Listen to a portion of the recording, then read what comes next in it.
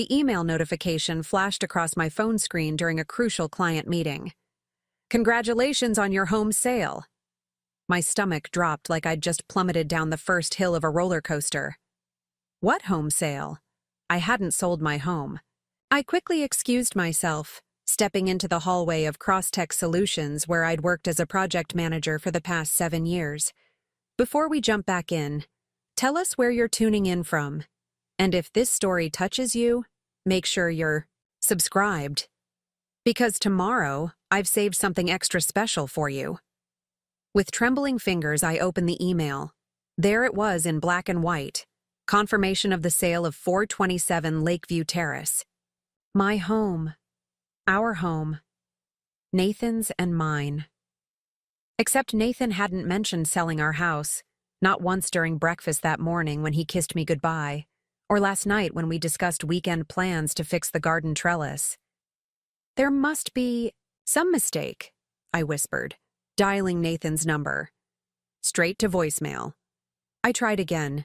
Same result. The knot in my stomach tightened as I scrolled through my contacts and called our real estate agent, Julian, who had helped us buy the house 3 years ago. Julian, hi, it's Rebecca Martinez. I just got an email about my house being sold. This has to be a mistake. The pause on the other end lasted just long enough to tell me everything. Rebecca, I assumed you knew. Nathan listed the property with our agency last month. The closing was finalized this morning. I'm sorry. I thought you were aware. The hallway seemed to tilt sideways. I braced myself against the wall, my breathing shallow. Rebecca? Are you there? Who signed the papers, Julian? My voice sounded distant, like it belonged to someone else. Another pause. Nathan did. His signature is on all the documents. The drive home felt surreal, like I was floating outside my body watching someone else navigate the familiar streets of Oak Ridge. As I turned onto Lakeview Terrace, my chest tightened. There, planted firmly in our front yard, was a sold sign, the word like a slap across my face. I pulled into the driveway and fumbled for my house keys, dropping them twice, before managing to get them into the lock. The key turned, but the door didn't open. I tried again with the same result. It was then I noticed the keypad for our smart home system had been replaced with a newer model. My code wouldn't work. This cannot be happening, I muttered, trying to stay calm as I pulled out my phone.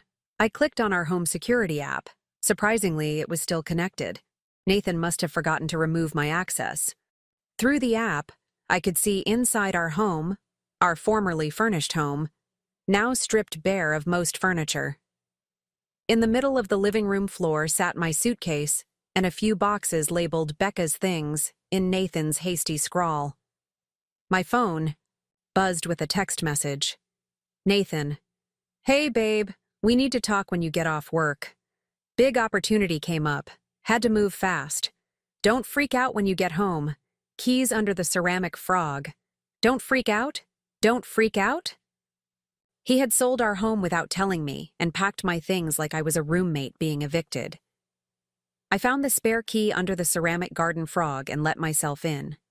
The house echoed with emptiness, my footsteps reverberating off the hardwood floors we had installed together last summer. I sank down beside my suitcase, opened it to find a jumble of clothes, mostly weekend wear, and barely any work clothes. No toiletries, not even my favorite coffee mug. My phone buzzed again.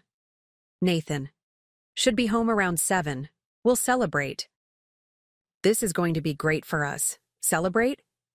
My hands shook as I called the one person I could always count on. Zoe, I need help, I managed before my voice cracked. Nathan sold our house. Today. Without telling me. He what? Zoe's voice shot up an octave. Where are you now? At the house. He packed some of my things. The furniture is gone. I broke off, a sob finally escaping. I'm coming. Don't move. And Becca? Don't call him. Not yet. 20 minutes later, Zoe's sleek black Tesla pulled into the driveway. She wasn't alone. My brother Ryan was with her, his expression shifting from concern to anger as they entered the house and took in the scene.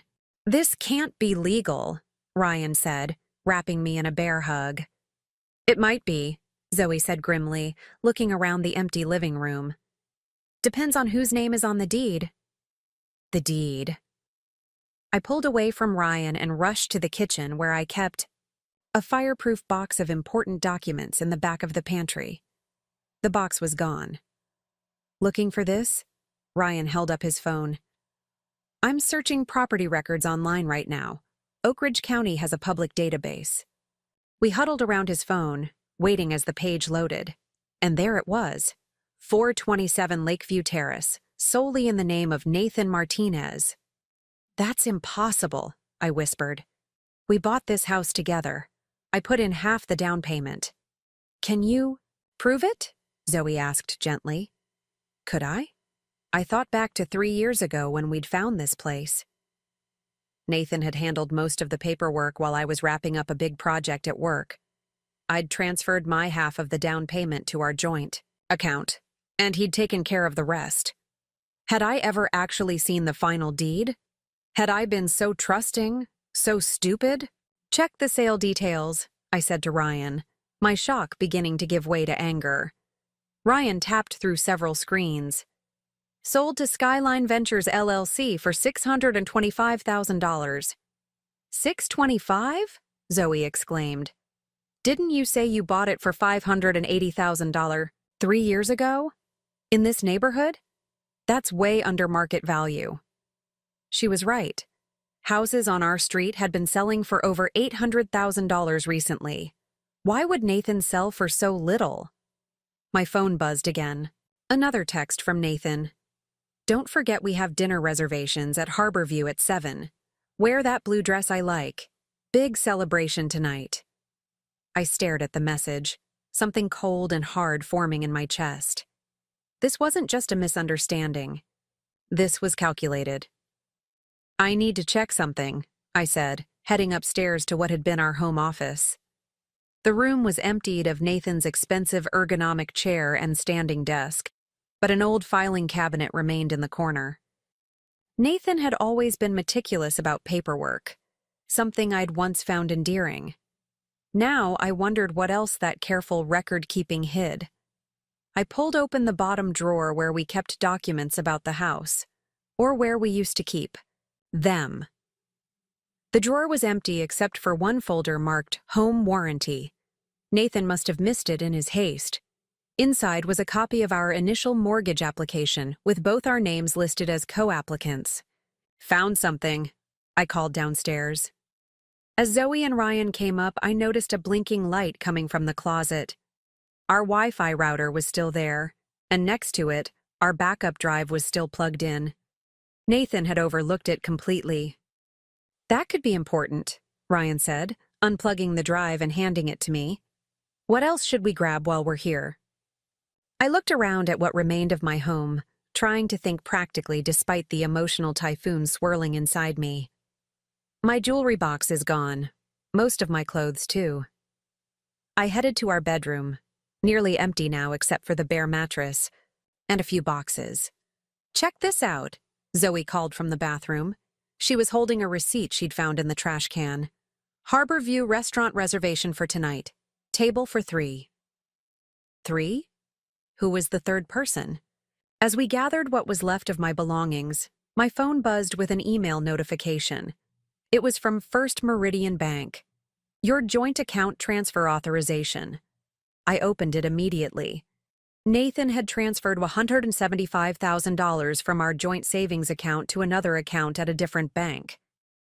The transaction was pending authorization. It needed my approval through our dual authentication system.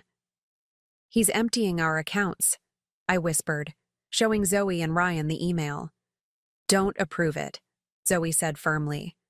"In fact, we need to move. Quickly.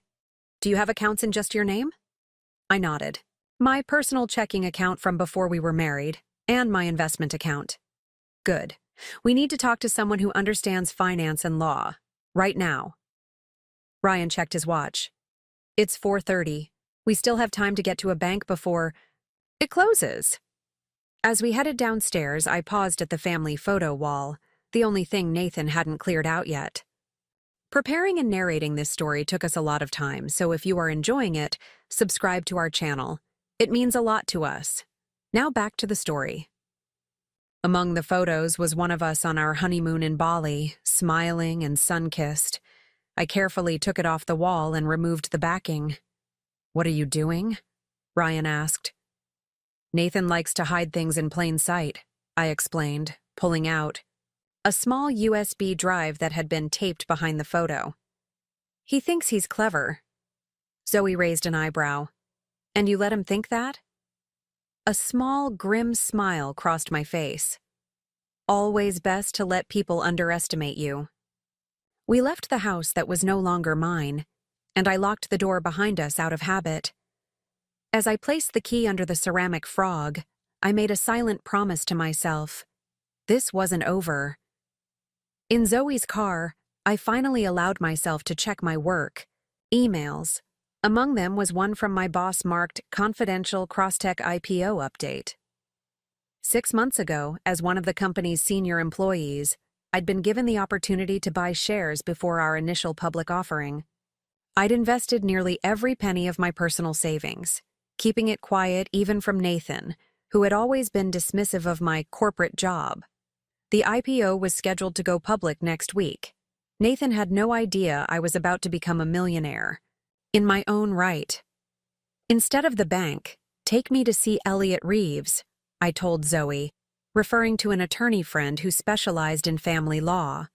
"I need to know exactly where I stand legally." As we drove, Ryan made a startling discovery on his phone. "Becca, look at this. Skyline Ventures LLC was just registered 3 weeks ago, and guess who the primary stakeholders are? Nathan Martinez and Derek Phillips." Derek Phillips, Nathan's business associate and self-proclaimed best friend. The pieces were starting to fit together. "There's more," Ryan continued, scrolling through records. "They've purchased 4 other properties in the last month, all under market value. How do you even have access to all this?" Zoe asked, glancing at Ryan in the rearview mirror. Ryan shrugged. "I work in cybersecurity, remember? Public records are easy." My phone buzzed again. Another text from Nathan. "Where are you? Don't be late for dinner. This is important." I switched my phone to silent and stared out the window as familiar streets passed by. 7 years of marriage, and I'd never truly known the man I'd shared my life with. But then again, maybe he'd never truly known me either. Elliot's office was located in a renovated Victorian in the financial district. Despite it being nearly closing time, his assistant showed us right in when I explained it was an emergency. Elliot looked up from his desk, his expression shifting from professional greeting to concern as he took in my tear-stained face and the determined set of Zoe and Ryan's jaws. "Rebecca, what's happened?" I laid it all out. The surprise home sale, the emptied house, the funds transfer attempt, everything. Elliot listened without interrupting, making occasional notes. "First things first," he said when I finished. "We need to secure your assets. Ryan, can you help Rebecca transfer any remaining joint funds to her personal account? It's not ideal legally, but given the circumstances and his attempted transfer, we can justify it as a protective measure." Ryan nodded, already pulling out his laptop. "Zoe, I need you to document everything in the house. What's missing, what's left, take photos and videos. Evidence is critical here." "Already started," Zoe confirmed, showing him the photos she'd taken on her phone. Elliot turned back to me. "Now, Rebecca, I need to see any documentation you have showing your contribution to the house purchase." I pulled out my phone, accessed my banking app, and showed him the transfer I'd made to our joint account 3 years ago. $87,000, exactly half of our down payment. "Good," Elliot said. "And the USB drive you mentioned?" I handed it over and he inserted it into his computer. The drive contained Nathan's personal financial records, tax returns, business plans, and emails that he thought were private. He never changed his passwords, I explained. Birthday with exclamation point. For everything. Elliot's eyebrows rose as he scanned the documents. Rebecca, did you know Nathan was planning to run for city council? I blinked in surprise. What? No. He turned his monitor so I could see. There it was. A campaign strategy document dated 2 months ago. Nathan Martinez for city council, with a campaign fund already established. That explains the property sales, Ryan said, looking up from his laptop. Quick cash for campaign funds. But why sell our home? I asked. We weren't struggling financially. Elliot opened another file, an email exchange between Nathan and Derek. Perfect timing with Becca away at that conference next month, Nathan had written. We'll be closed and moved before she gets back. The house is only in my name anyway. Checked with Julian to confirm. Clean break, fresh start for the campaign. Single men don't get elected. Divorced men with sad stories do. I sat back, the air leaving my lungs. Nathan was planning to divorce me? Had been planning it for months? And he thought I'd be away at a conference next month. A conference I'd decided last week not to attend, though I hadn't told him yet. He was going to blindside me completely, I whispered. Let me come home from a business trip to find my house sold and my marriage over. Not if we blindside him first, Zoe said, a dangerous gleam in her eye. Ryan looked up from his computer. Transfers complete. I've moved everything except $5,000 from your joint accounts to your personal account. Can he reverse that? I asked Elliot. He can try, but with the evidence of his own attempted transfer and the unauthorized home sale, we have solid grounds to defend it. My phone buzzed again. Nathan. Seriously, Becca, where are you? Derek and his wife are meeting us at Harborview in an hour. Big news to share. I showed the message to the others. He was going to tell me at dinner, with an audience to keep me from making a scene. What do you want to do? Elliot asked. We have several legal options, but the immediate question is, do you respond or not? I thought about it for a moment. I'll go to dinner, I said finally. What? Zoe and Ryan exclaimed in unison. I'll go to dinner and hear what he has to say. But first, I need to make a quick trip to the bank. Elliot checked his watch. First Meridian closes in 20 minutes. If we hurry... Not First Meridian, I said, a plan forming in my mind. Oak Ridge Community Credit Union. There's something there I need to check. Half an hour later, I sat in the small office of Diana Foster, the credit union manager, staring at a document I'd nearly forgotten about. Yes, Ms. Martinez, the property is still in your name, Diana confirmed.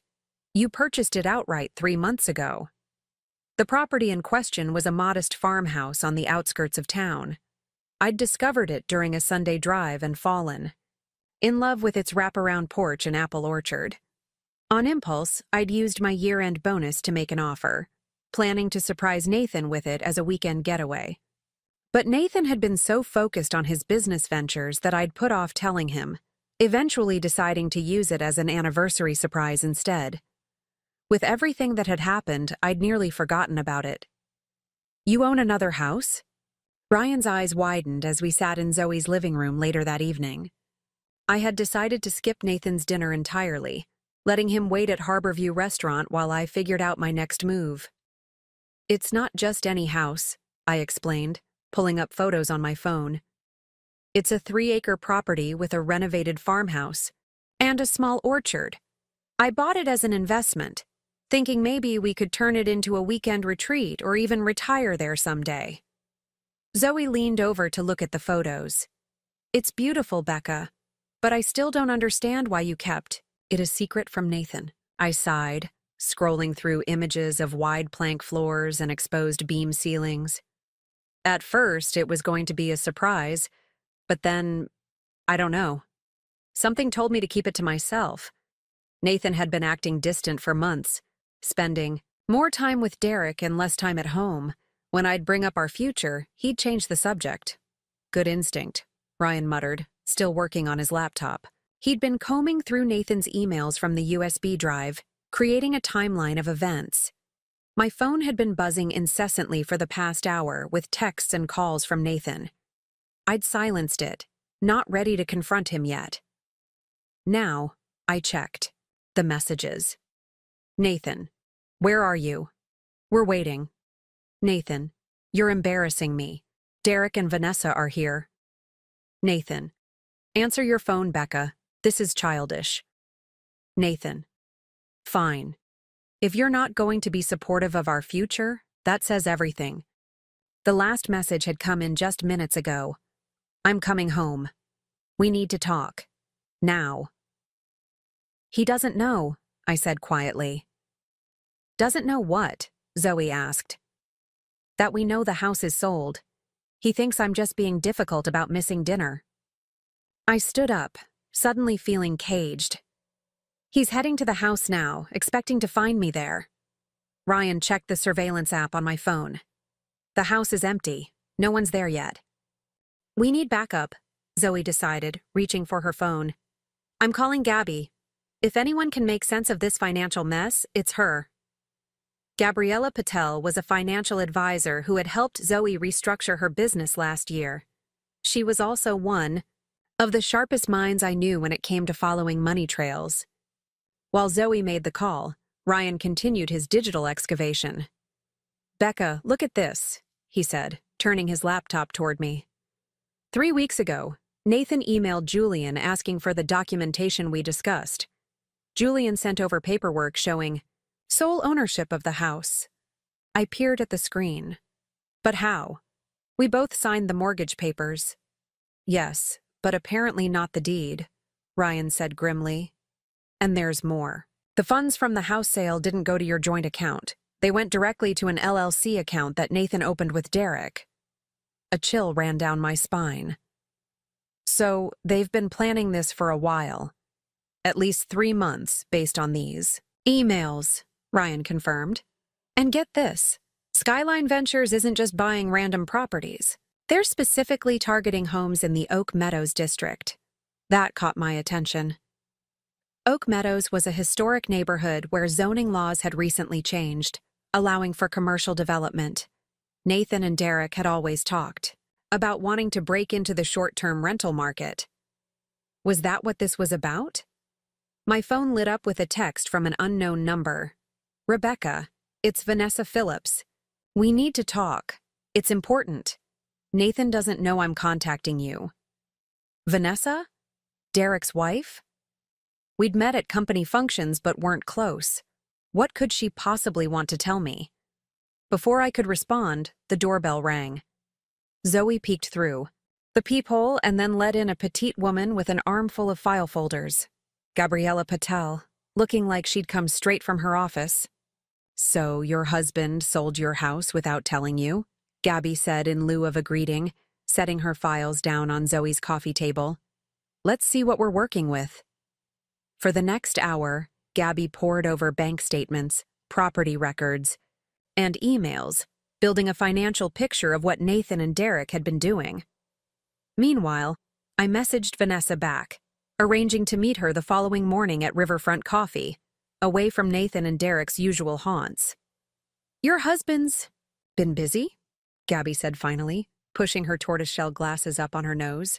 In the past 3 months, he's moved approximately $320,000 through various accounts, including your joint savings. Some went to Skyline Ventures, some to another LLC called Meridian Holdings, and some to a PAC, a political action committee.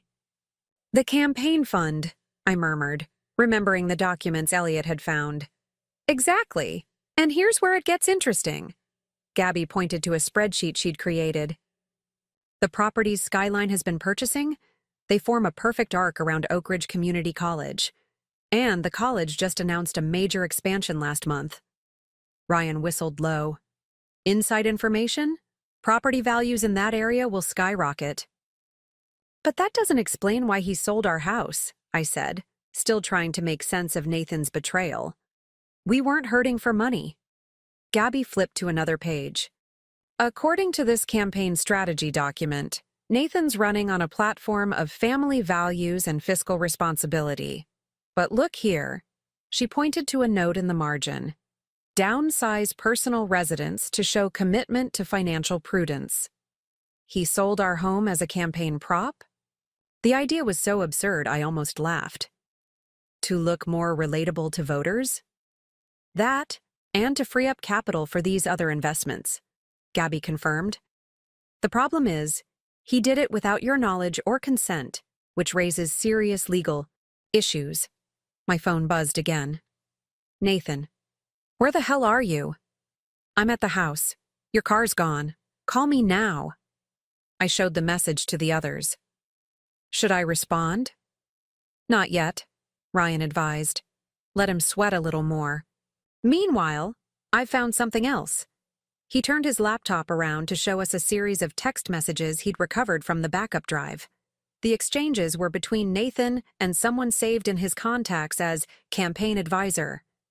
Need to clean up your image before announcing, the advisor had written. Family man, but not flashy.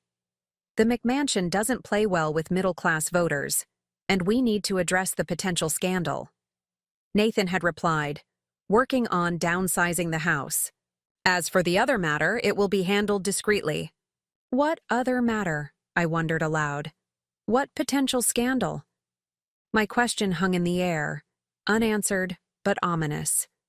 Whatever Nathan was hiding, it went beyond real estate deals and political ambitions. You need to secure everything, Gabby said firmly. Not just your money, but any documentation, photos, digital records, anything that might disappear if Nathan realizes you're onto him. I already moved most of the money, I said. And we have the USB drive. What about your personal items from the house? Zoe asked. Your jewelry, important documents, family heirlooms? I thought of the hastily packed suitcase. Most of it's probably still there, unless Nathan already moved it to storage. But I can't go back tonight. He's there waiting for me. You don't have to, Ryan said, showing me the home security app. Through the camera feed, we could see Nathan pacing the living room, phone in hand, looking increasingly agitated. We'll wait until he leaves, then go back and get what you need. My phone buzzed yet again. Nathan had escalated to calling Zoe now. Should I answer? Zoe asked, holding up her ringing phone. I nodded. Put it on speaker. Zoe accepted the call. Hello? Zoe, it's Nathan. Is Becca with you? His voice sounded strained, tight with barely controlled anger. Why would you think that? Zoe replied coolly. Cut the crap. Her car's not at home, she's not answering her phone, and she missed an important dinner. If she's there, put her on. I'm here, I said, signaling Zoe to keep the phone on speaker. What do you want, Nathan? What do I want? His voice rose. I want my wife to act like an adult instead of throwing a tantrum and disappearing. We had dinner plans, important dinner plans, and you just didn't show up. Kind of like how you just didn't tell me you sold our house? I replied, my voice steadier than I felt. There was a pause on the other end. When Nathan spoke again, his tone had changed, becoming placating. Honey, I left you a note. I told you we'd talk about it tonight. This is a huge opportunity for us, for our future. If you'd just come to dinner, you'd understand. Understand what? That you sold the home we built together without even discussing it with me? That you packed up my life in a suitcase and left it on the floor? You're overreacting. Am I? Because from where I'm sitting, it looks like you made a unilateral decision about our biggest shared asset and didn't bother to include me in the conversation. The market was hot. The opportunity came up suddenly. Stop lying, Nathan, I said, surprised by how calm I sounded. The house listing was posted 3 weeks ago. Julian confirmed it. Another pause, longer this time. You talked to Julian? Nathan's voice had dropped, a dangerous edge to it now. I talked to a lot of people today. Interesting what you learn when you start asking questions. Rebecca, listen to me, Nathan said, his voice regaining its smooth, persuasive quality. Come home and I'll explain everything. This is all part of a bigger plan for us, a better future. I can't come home, Nathan. You sold it, remember? Don't be dramatic. We'll stay at the Lakeside Suites until we close on the new place. I've already booked us a room. New place? This was the first I'd heard of it. What new place? The condo downtown, close to City Hall. It's perfect for us at this stage of our lives. More practical. You'll love it once you see it. I caught Zoe's eye and she mouthed, City Hall, confirming our suspicions about his political aspirations. I'm staying with Zoe tonight, I said finally. I need time to process all this. Fine, Nathan snapped, his conciliatory tone vanishing. But this tantrum ends tomorrow. I need you at the property viewing at 10 a.m. The realtor is only available. Then, I have work tomorrow. Call in sick. This is more important than your job. There it was. The dismissive attitude toward my career that had become increasingly common in our marriage. As if my work was just a hobby, not the professional life I'd spent years building. I'll think about it, I said noncommittally. Rebecca. Good night, Nathan. I nodded to Zoe, who ended the call. For a moment, none of us spoke. Then Ryan cleared his throat. He's leaving the house, he said, showing us the security feed. Nathan was stalking out the front door, slamming it behind him. Now's our chance, Zoe said, grabbing her car keys. Let's go get your things before he comes back. 20 minutes later, we pulled up to the house, parking a block away just in case. Ryan stayed in the car as lookout while Zoe and I quickly made our way inside. The house felt different now, no longer my home, but a shell of what had been. Working methodically, I gathered important items Nathan had overlooked. My grandmother's silver locket hidden in a jewelry box compartment, backup drives with years of photos, important paperwork from my home office, and a small fireproof safe containing my passport and birth certificate. Check this out, Zoe called from the kitchen. She was holding a stack of mail that had been shoved into a drawer. Among the envelopes was a notice from the City Planning Commission addressed to Nathan, dated 6 weeks ago. Regarding your inquiry about zoning changes in the Oak Meadows district, Zoe read aloud. The council will vote on the proposed amendments next month. As requested, this information is being kept confidential until the public announcement. I took the letter, scanning it quickly. He had inside information about the zoning changes. That's why they're buying up those properties. They'll be worth triple once the changes go through. Isn't that illegal? Zoe asked. Using non-public information for financial gain? It's certainly unethical, especially if Nathan is planning to run for office, I replied, tucking the letter into my bag. We need to show this to Elliot. Upstairs, the master bedroom had been stripped of most furniture, but Nathan had missed a few things in his haste. In the back of the closet, I found a locked metal box I'd never seen before. It was small, about the size of a shoebox with a simple key lock. Can you open this? I asked Zoe, who had a knack for locks thanks to a misspent youth she rarely talked about. Zoe examined the box.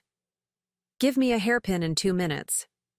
Sure enough, the lock clicked open under Zoe's skilled fingers. Inside were documents I'd never seen, a lease agreement for an apartment in the Arts District, dating back 8 months, and a stack of receipts from restaurants, hotels, and jewelry stores. One receipt in particular caught my eye. A diamond pendant from Hartman's Fine Jewelry, purchased 3 weeks ago, right around the time Nathan listed our house. He has another apartment? Zoe whispered, looking at the lease. For 8 months? My stomach churned as the pieces fell into place. The late nights at the office, the business trips that seemed to multiply, the growing emotional distance between us.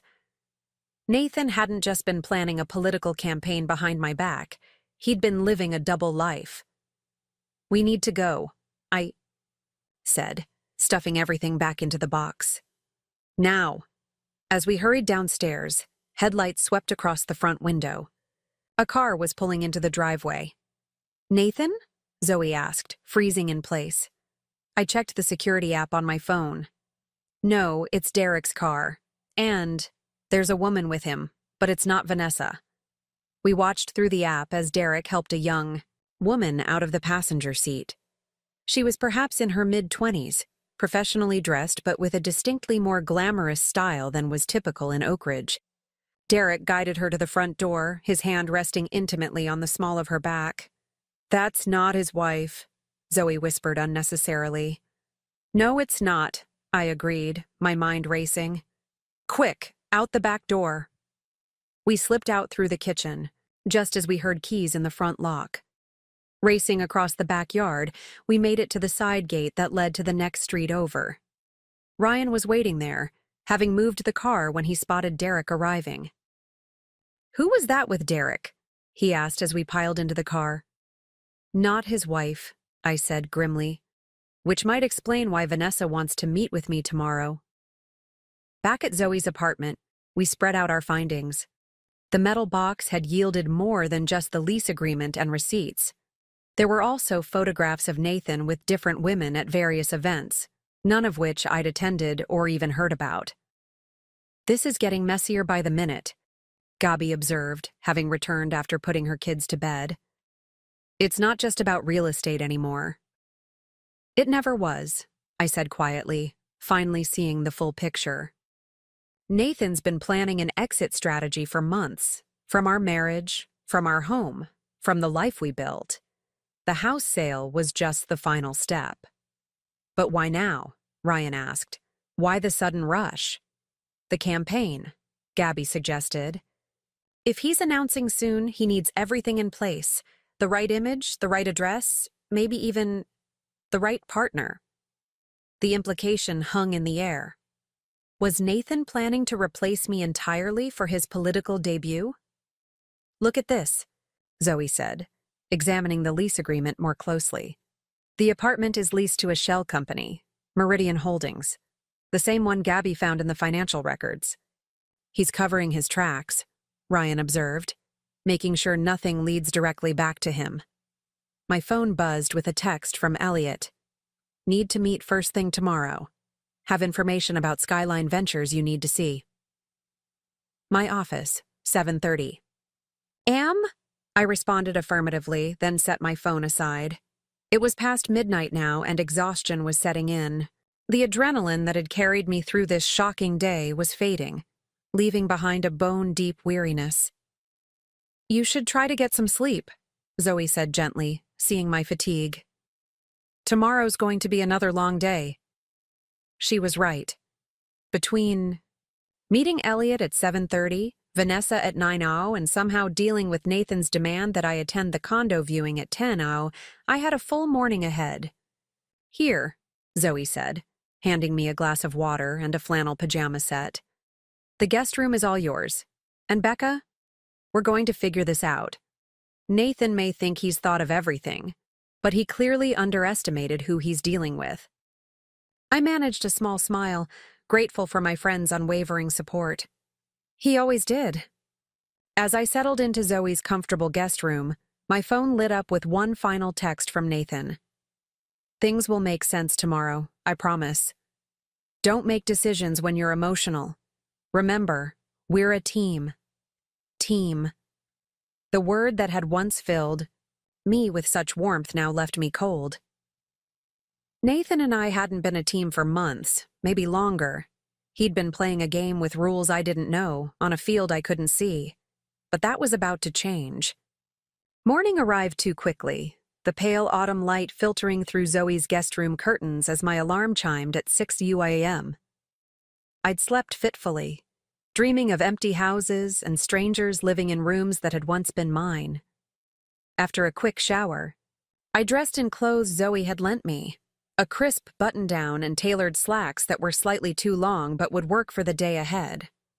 Ryan had already left for his early morning cybersecurity job, but had texted that he'd meet us at Elliot's office. Zoe handed me a travel mug of coffee as I gathered my things. "Ready for this?" "As I'll ever be," I replied, checking my phone. No more messages from Nathan, but there was one from my coworker Mia, responding to the email I'd sent last night explaining I needed a personal day. "Take all the time you need," Mia had written. "Covered your meeting with Jackson Tech. Call if you need anything. Another text arrived as we headed to the car, this one from Vanessa Phillips, confirming our 9 a.m. meeting at Riverfront Coffee. What could Derek's wife possibly want to tell me? And was it connected to the woman we'd seen with Derek at the house last night? Elliot's office was already bustling when we arrived at 7:30 a.m. His assistant showed us straight into a conference room where Ryan and Gabby were waiting, along with Elliot himself, looking like he'd been up all night. "Thanks for coming in so early," Elliot said, handing me a folder. "I spent some time digging into Skyline Ventures after you left yesterday. What they're doing isn't just unethical, it may be illegal." I opened the folder to find documents detailing the recent property purchases in Oak Meadows, along with maps showing their locations. "Notice anything?" Elliot asked, spreading out a larger version of the map on the conference table. The properties formed a perfect semicircle around Oak Ridge Community College. "They're buying up all the land around the college expansion," I observed. "Exactly. And look at the sale prices," Elliot pointed to a spreadsheet. "In every case, they've purchased well below market value." "How is that possible in this market?" Zoe asked. "People are in bidding wars for houses in Oak Meadows." Elliot's expression was grim. "That's the concerning part. We've found evidence suggesting they're using pressure tactics, targeting homeowners facing foreclosure, medical debt, or other financial difficulties.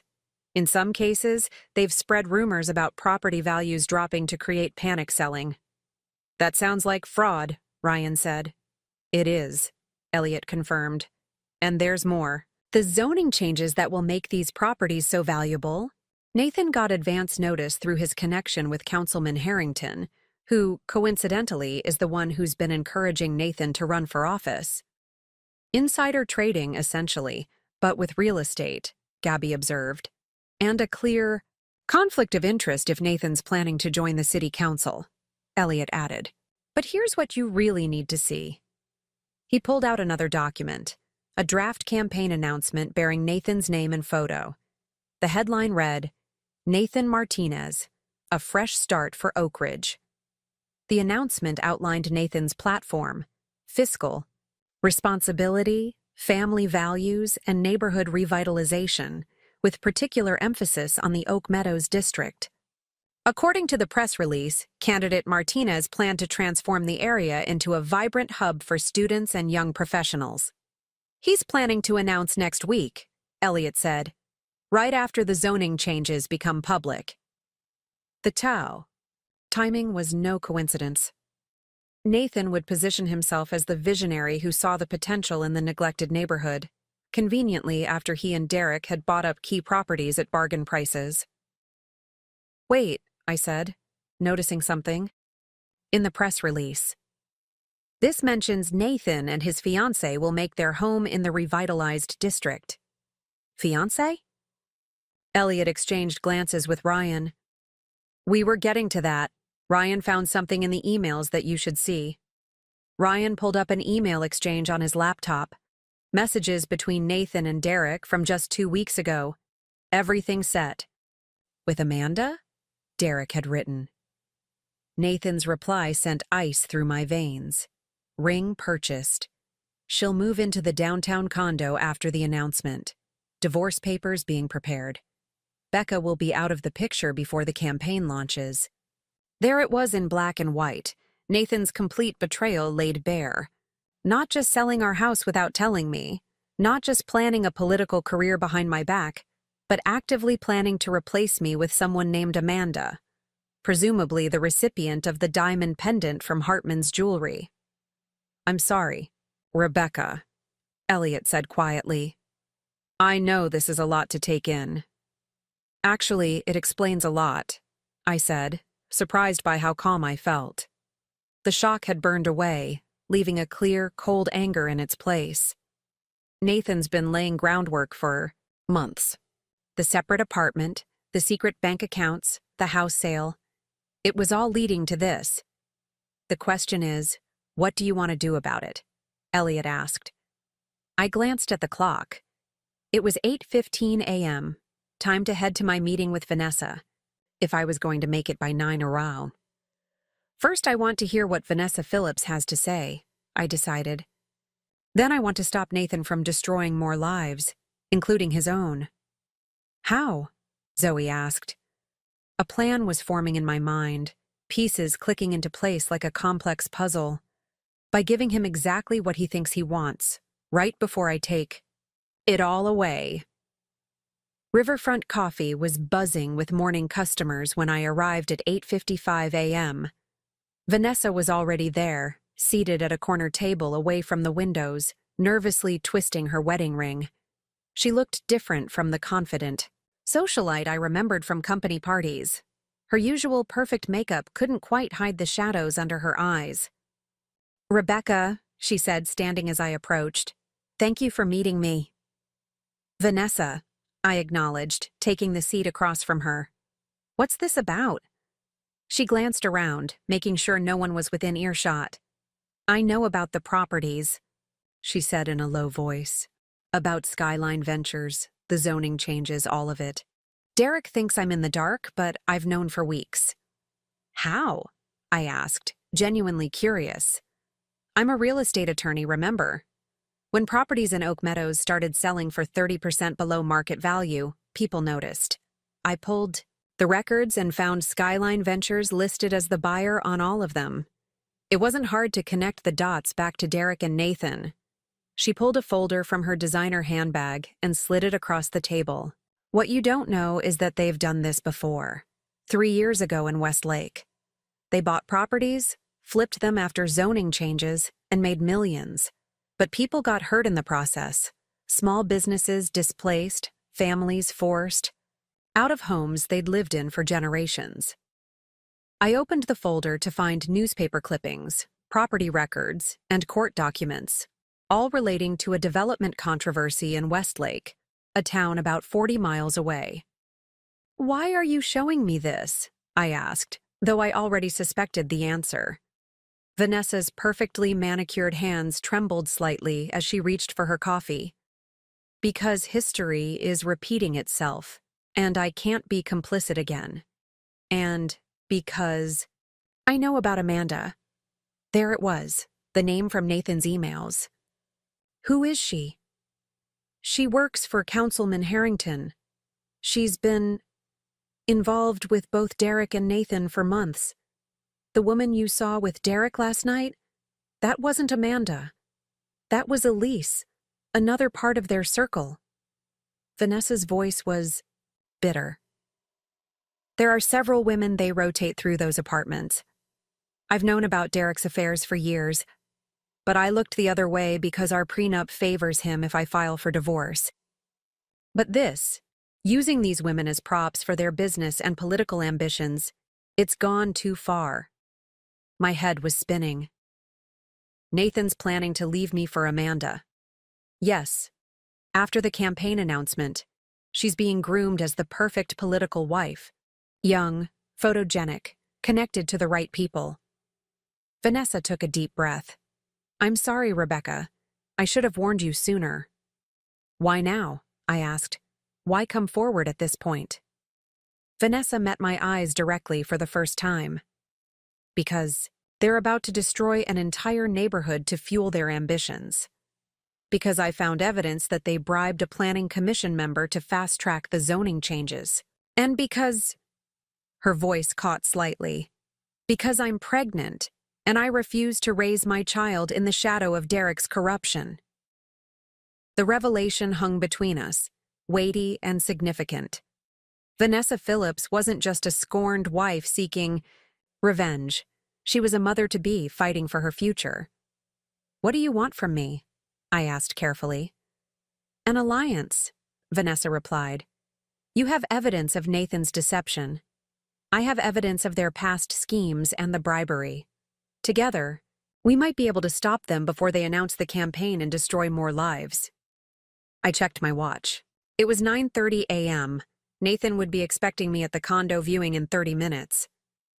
"I need to think about this," I said, gathering the folder. "Can I keep these documents?" Vanessa nodded. "I have copies. And Rebecca, be careful." When I confronted Derek last month, he didn't just deny everything, he threatened to ruin me professionally if I interfered.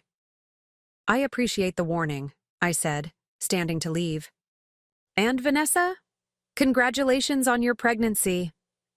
A ghost of a smile crossed her face. Thank you. Whatever you decide, I'll understand. As I walked out of Riverfront Coffee, my phone buzzed with a text from Nathan. Meeting you at the condo. 10 a.m. sharp, corner of Maple and 3rd. Don't be late. I had a decision to make. Confront Nathan now with everything I'd learned, or play along while building my case. The second option would give me more time to gather evidence, but could I really face him, knowing what I now knew? My phone rang, Elliot calling. Rebecca, where are you? Just finished meeting with Vanessa Phillips, heading to see Nathan. Now. Before you do, there's something else you should know. We found connections between Skyline Ventures and city officials, suspicious payments that look a lot like bribes. This goes beyond Nathan and Derek. Vanessa mentioned something. Similar, I said, quickening my pace toward my car. She has documentation from their previous scheme in Westlake. This is bigger than we thought, Elliot said gravely. If you're going to meet Nathan, you need to be very careful what you say. We don't know how far they'll go to protect themselves. I understand, I assured him. I'll stick to the plan. Act like I'm just upset about the house, nothing more. Good. And Rebecca? We've moved your funds from your personal account to a new one at a different bank, just to be safe. The information is in your email. Thank you, Elliot. As I hung up, another text came through, this one from Ryan. Found something big in Nathan's emails. Call ASAP. But there was no time. It was 9:50 a.m., and I needed to decide my next move. After a moment's hesitation, I typed a response to Nathan. On my way. Whatever Nathan was planning, whatever web of deception he'd woven, I was about to walk. Straight into it, eyes wide open, for perhaps the first time in our marriage. The downtown condo was exactly what I'd expected. Sleek, modern, and impersonal. Floor-to-ceiling windows offered impressive views of Oak Ridge's modest skyline, while the open-concept layout screamed bachelor pad more than family home. Nathan stood in the center of the living room, hands in his pockets, watching anxiously, as I took in the space. What do you think? He asked, his voice carefully modulated to sound enthusiastic yet casual. 12-foot ceilings, smart home system already installed, and the building has a gym and rooftop pool. I ran my hand along the quartz countertop in the kitchen, buying time to compose myself. It's very different from our house. That's the point, Nathan said, coming to stand beside me. We're starting fresh. New chapter. This location puts us right in the heart of everything. By everything? Do you mean City Hall? I asked, unable to keep a slight edge from my voice. Nathan's smile faltered momentarily, but he recovered quickly. Among other things. Listen, Becca, I know the house sale was a shock. I should have handled it differently, but this move makes sense for us now. For us? Or for your campaign? His eyes widened slightly, the first genuine reaction I'd seen. How did you find out? It wasn't hard, Nathan. Once I started asking questions, people were surprisingly forthcoming. I moved away from him toward the windows. When were you planning to tell me? Before or after the announcement next week? Nathan loosened his tie, buying time. I wanted everything to be perfect first. The right home, the right narrative. Politics is all about timing, Becca. And what about our marriage? Is that also about timing? He approached cautiously, as if I were a wild animal that might bolt. This is a huge opportunity for both of us. Think about it. You'd make an amazing councilman's wife. Your community, involvement, your corporate background. We're the perfect package. The perfect package. Like we were a product to be marketed, not two people who had once promised to love each other forever. And what about the properties in Oak Meadows? Are Those part of the perfect package too? Nathan's expression hardened. You've been busy. So have you. Skyline Ventures has acquired, what, 7 properties now? All suspiciously below market value. All conveniently located around the college expansion? It's just business, Rebecca. Smart investing. Is bribing city officials also just business? I asked quietly. Nathan's face drained of color. Who have you been talking to? Does it matter? The truth has a way of coming out, Nathan, especially when people start paying attention. He gripped my arm too tightly to be affectionate. You need to be very careful about what you're implying. There are powerful people involved in these deals. People like Councilman Harrington? I pulled away from his grasp. Or people like Amanda. The name hit him like a physical blow. He took a step back, eyes darting to the door as if checking escape routes. Who told you about Amanda? You did, I said simply. Just not with words. The late nights, the secret apartment, the diamond pendant from Hartman's that definitely wasn't for me. You left breadcrumbs everywhere, Nathan. I just never thought to look until now. For a moment, he seemed genuinely rattled. Then, like a mask sliding back into place, his expression smoothed into the practiced calm I'd seen him use in business negotiations. It's complicated, Becca. The situation with Amanda, it's not what you think. Really? Because I think you're planning to divorce me and replace me with a more politically advantageous partner right after your campaign announcement. Am I wrong? Nathan ran a hand through his perfectly styled hair, messing it up in a way that almost made him look like the man I'd fallen in love with years ago. Not entirely. At least he wasn't denying it anymore. That was something. But you don't understand the pressure I'm under, he continued. Harrington has specific ideas about the kind of candidate who can win in this district. The right image, the right connections. Amanda works in his office. She knows how the game is played. And I don't, I finished for him. Because you never gave me the chance. You made all these decisions without me, Nathan. You decided our marriage wasn't viable, our home wasn't suitable, my contribution wasn't valuable. You decided everything. I was trying to protect you. From what? The truth? Or from the opportunity to make my own choices? Nathan checked his watch, a nervous tick I recognized from countless dinner parties when he was ready to leave but too polite to say so. The realtor will be here any minute to finalize the paperwork. This isn't the time or place for this conversation. When is the right time, Nathan? After you've transferred all our assets? After you've signed away our marriage like you signed away our house? His phone buzzed in his pocket. He glanced at it, then toward the door. Derek's downstairs with the contracts. I need to let him up. By all means, I said, gesturing toward the door. Don't let me stop the Nathan and Derek show from its regularly scheduled programming. Nathan hesitated, clearly torn between dealing with me and moving forward with his plans. We can talk about this tonight, I promise. But right now, I need you to keep what you know to yourself. There's too much at stake. For whom? I asked. You? Derek? Councilman Harrington? What about the families you're pushing out of Oak Meadows? What's at stake for them? A flicker of genuine discomfort crossed Nathan's face, the first indication that perhaps he wasn't entirely comfortable with all aspects of the scheme. But before he could respond, the doorbell rang. That's Derek, Nathan said unnecessarily. Please, Becca, just be discreet.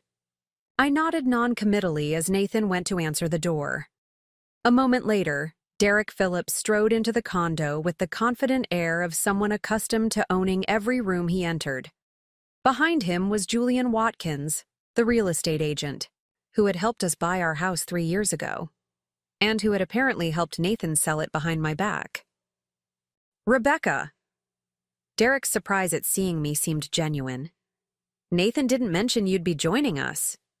Last-minute change of plan, Nathan said smoothly, shooting me a warning glance. Rebecca wanted to see the condo before we finalized everything. Julian looked distinctly uncomfortable, avoiding my gaze as he set his briefcase on the kitchen island. I've brought the purchase agreement for the condo and the final settlement papers for your house sale, he said to Nathan. Everything's ready for signatures. Perfect, Nathan replied, moving to stand beside Derek, a united front. Let's get this done. Julian spread out the papers, pointing to various signature lines. As Nathan reached for a pen, my phone buzzed in my pocket. A text from Ryan. Don't sign anything. Coming to you now. Stall them. Actually, I said, stepping forward, I have some questions about the settlement statement from our house sale. Since I was a co-owner, shouldn't I have been required to sign those documents? Julian froze, pen hovering in midair. His eyes darted to Nathan, who jumped in smoothly. We've been over this, honey. The house was only in my name, remember? We discussed it when we purchased, for tax purposes. Did we? I feigned confusion. I remember signing mortgage documents, and I definitely remember transferring $87,000 from my personal account for the down payment. Derek cleared his throat, an edge of impatience creeping into his voice. Perhaps this is a conversation for later?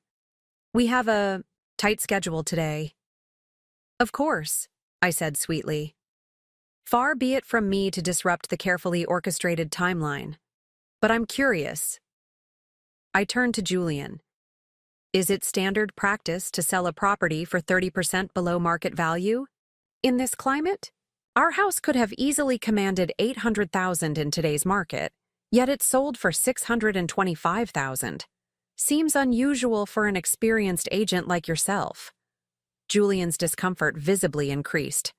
Market value is subjective. The property needed updates, and the buyers were prepared to close quickly. The buyers being Skyline Ventures LLC, I interrupted. A company coincidentally owned by my husband and his business partner here.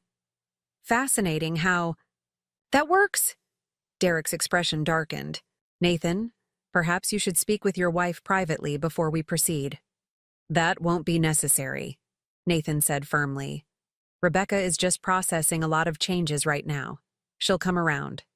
Will I? I wondered aloud. Just like the homeowners in Oak Meadows came around when you pressured them to sell? Or like the small business owners in Westlake came around when you forced them out 3 years ago? Derek's head snapped toward me, genuine alarm replacing his annoyed expression. What did you just say? Westlake, I repeated calmly. Your previous venture, before you set your sights on Oak Ridge. The room fell silent. Julian, sensing the tension, began gathering his papers. Perhaps we should reschedule... No! Nathan cut him off sharply. We're doing this now. Rebecca, I need to speak with you, privately. The doorbell rang again, saving me from having to respond.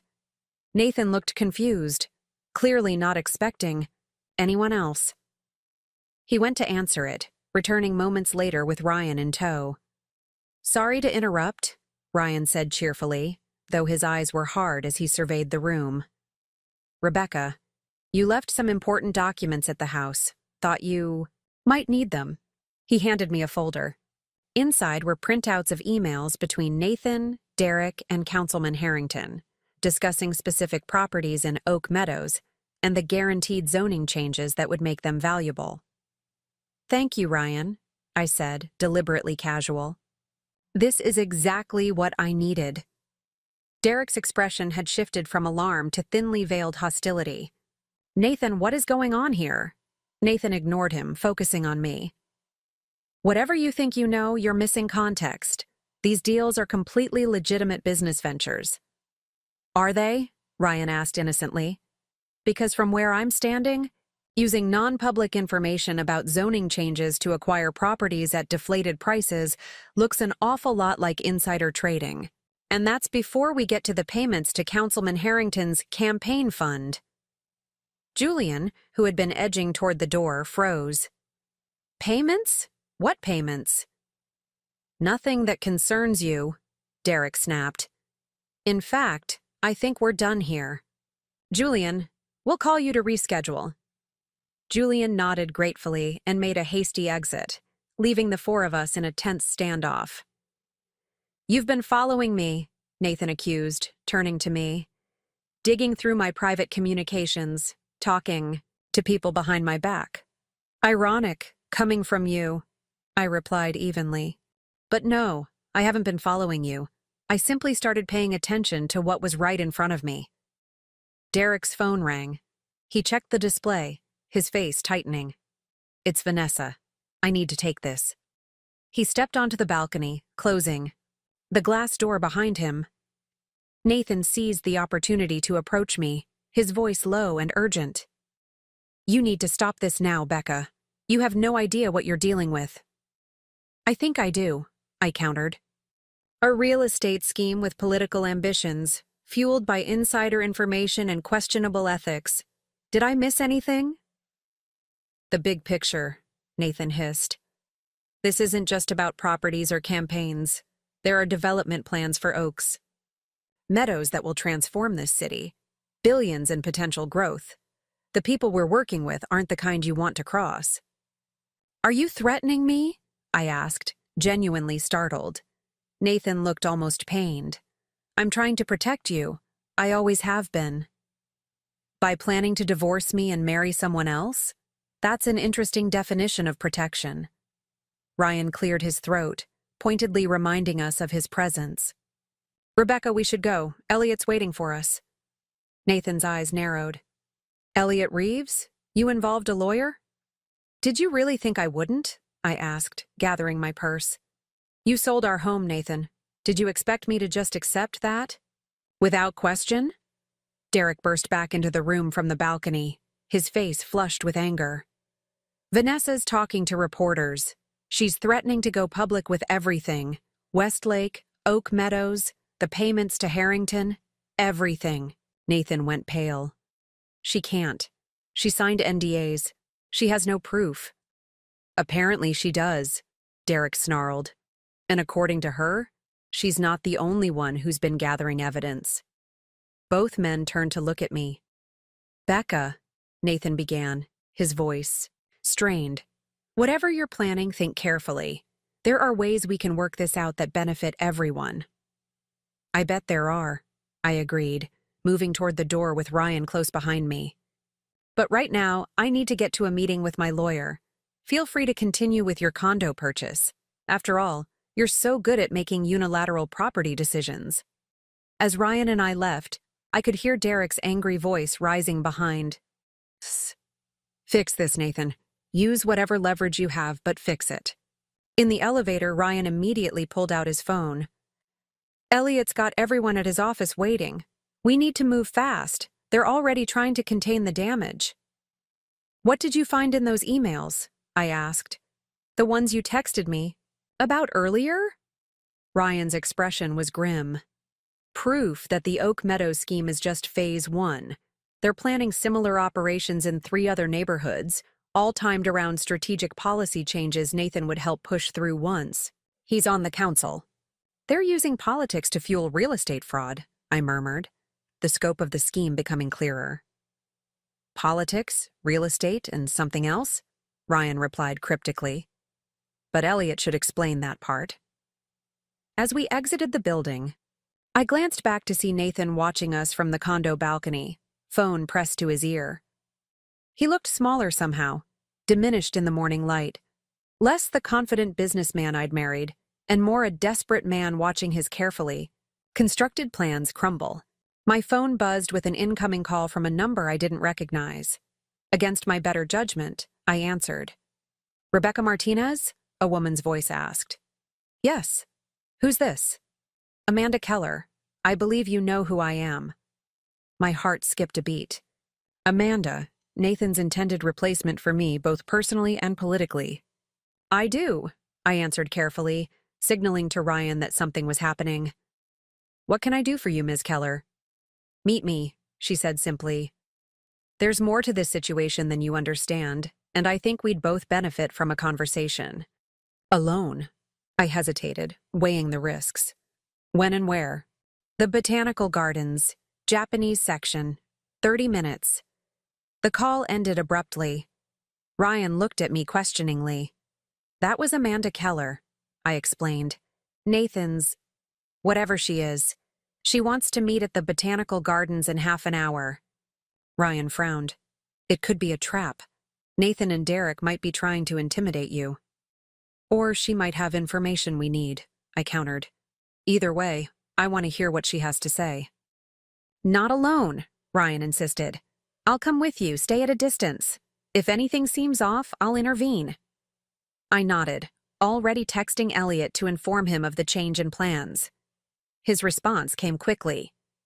Be careful. Recording app on your phone already activated. Every word will be captured. The Oak Ridge Botanical Gardens were quiet on a weekday morning, with only a few visitors strolling through the meticulously maintained grounds. The Japanese section, with its rock garden and koi pond, offered relative privacy while still being public enough to discourage any overtly threatening behavior. Amanda Keller was already waiting when I arrived, seated on a stone bench near the pond. She was younger than I'd expected, perhaps 30, with the polished appearance of someone who understood the power of image in politics. Her navy suit and pearl earrings screamed, "Future politician's wife," so loudly it would have been comical if the situation weren't so painful. Ms. Martinez, she greeted me, extending her hand. Thank you for coming. I shook her hand briefly. Ms. Keller, you wanted to talk? Yes. She gestured for me to sit beside her. I imagine you have a certain impression of me, and I can't blame you for that. But I think it's important you understand that I'm as much a pawn in this situation as you are. That wasn't what I'd expected to hear. A pawn who's wearing my husband's engagement ring? Amanda glanced down at her ringless fingers. Actually, I've never accepted any jewelry from Nathan. The ring story was for Derek's benefit, to keep him believing that Nathan was fully committed to the plan. And what plan is that, exactly? I asked, watching her carefully for signs of deception. She sighed, looking out over the koi pond. The official version? Nathan becomes the fresh-faced reformer on the city council, pushing through development. Projects that revitalize struggling neighborhoods while coincidentally making his financial backers very rich. The perfect political origin story, businessman turned public servant. And the unofficial version? Amanda turned to face me fully. Nathan gets set up to take the fall when the fraud inevitably comes to light. He's the public face, the one signing documents, making statements. Meanwhile, the real power players, Harrington, developers like Conrad Wilson, even Derek to some extent, remain insulated from any blowback. I processed this information, trying to reconcile it with what I already knew. Why are you telling me this? Self-preservation, she answered honestly. I work for Councilman Harrington's office. My relationship with Nathan was assigned, not chosen. My job was to guide him toward decisions that benefited certain interests, while making him believe it was all his idea. And now? Now things are unraveling faster than anticipated. Vanessa Phillips is talking to reporters. You're meeting with lawyers. The carefully constructed narrative is falling apart, and I have no intention of going down with this ship. So you're just looking out for yourself, I concluded. Amanda smiled thinly. Aren't we all? But I'm also offering you something valuable, context and information. For instance, did you know that the Oak Meadows properties aren't the end goal? They're just phase 1 of a much larger development scheme. Phase 1 of 3 neighborhoods, I said, recalling what Ryan had told me. She looked mildly impressed. You've done your homework. But did you also know that those developments are tied to a planned casino project? One that's currently illegal under Oak Ridge zoning laws but would become possible with the right council members in place. That was new information. A casino? In Oak Ridge? Amanda nodded. Presented as an entertainment complex and economic driver, of course. The real money isn't in flipping houses. It's in the gambling license and the operational contracts that come with it. Your husband and Derek are just the visible front men, accumulating properties that will eventually be bundled and sold to the casino developers at a significant markup. And Councilman Harrington has already been promised a consulting position with the casino group once he leaves office. 7 figures, minimal responsibilities. The scope of the scheme was dizzying, far beyond the real estate fraud I'd initially suspected. Why would Nathan agree to be the fall guy? He's ambitious, but he's not stupid. Because he doesn't know that's his role, Amanda explained. He genuinely believes he's being groomed for political advancement. The council seat is just the first step. They've dangled the possibility of a congressional run in a few years. And he's completely bought into the vision. And you? I asked. What's your role beyond manipulating my husband? Something flashed in Amanda's eyes. Annoyance, perhaps, or genuine remorse. I handle sensitive communications. Make sure the right people get the right information at the right time. Keep the narrative consistent. It's what I was trained to do. Political operative turned corporate spy, I summarized. She didn't deny it. We all use the skills we have, like you're using yours right now to record this conversation. I didn't bother pretending otherwise. Can you blame me? Not at all. In fact, I'm counting on it. Amanda reached into her purse and withdrew a small USB drive. Everything I just told you is documented here. Emails, meeting notes, financial projections for the casino development. Consider it my insurance policy. And now yours too. I took the drive cautiously. Why give this to me? Because you're the unknown variable they didn't account for. Nathan described you as uninvolved, uninterested in his business dealings. Clearly, he underestimated you. And right now, you're positioned to disrupt their entire operation in ways I can't from the inside. And what do you want in exchange? Amanda stood, smoothing her skirt with practiced precision. Immunity when this all comes to light. I'm willing to testify about everything I know, but I want assurances that I won't be prosecuted.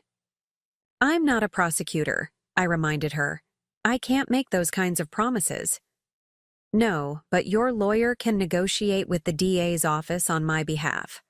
Elliot Reeves has that kind of influence. So she knew about Elliot. Of course she did. Her job was to know everything. I'll discuss it with him, I said noncommittally. Amanda nodded, apparently satisfied. One more thing you should know. Nathan is more victim than villain in this. Ambitious, yes. Ethical, questionable. But he's not the mastermind. When you decide what to do with all this information, remember that. Why do you care what happens? To Nathan? I asked, genuinely curious. A complicated expression crossed her face. Professional respect, perhaps. Or maybe I'm just tired of watching powerful men sacrifice pawns. She checked her watch. I should go. Harrington will be looking. For me. As she turned to leave, I called after her. The diamond pendant. If not for you, then who? Amanda paused. That, I don't know. But Nathan's kept a separate apartment on Juniper Street for nearly a year. You might want to start there. With that cryptic parting comment, she walked away, her heels clicking precisely on the stone path. I remained seated, trying to process everything I'd just learned. The USB drive felt heavy in my hand. A digital Pandora's box containing enough secrets to destroy multiple careers and possibly change the future of Oak Ridge itself. My phone buzzed with a text from Ryan. All clear. Meet you at the south entrance. In 5. As I made my way through the gardens, another text came through. This one from Zoe. Nathan's been calling nonstop looking for you. Also, someone's been parked outside my apartment watching the building. Be careful. A chill ran down my spine despite the mild autumn day. The stakes were clearly escalating. Nathan and his associates wouldn't simply allow their plans to be dismantled without a fight. Ryan was waiting at the garden entrance, visibly relieved to see me. Everything okay? I couldn't hear the conversation from where I was positioned. Better than okay, I said, showing him the USB drive.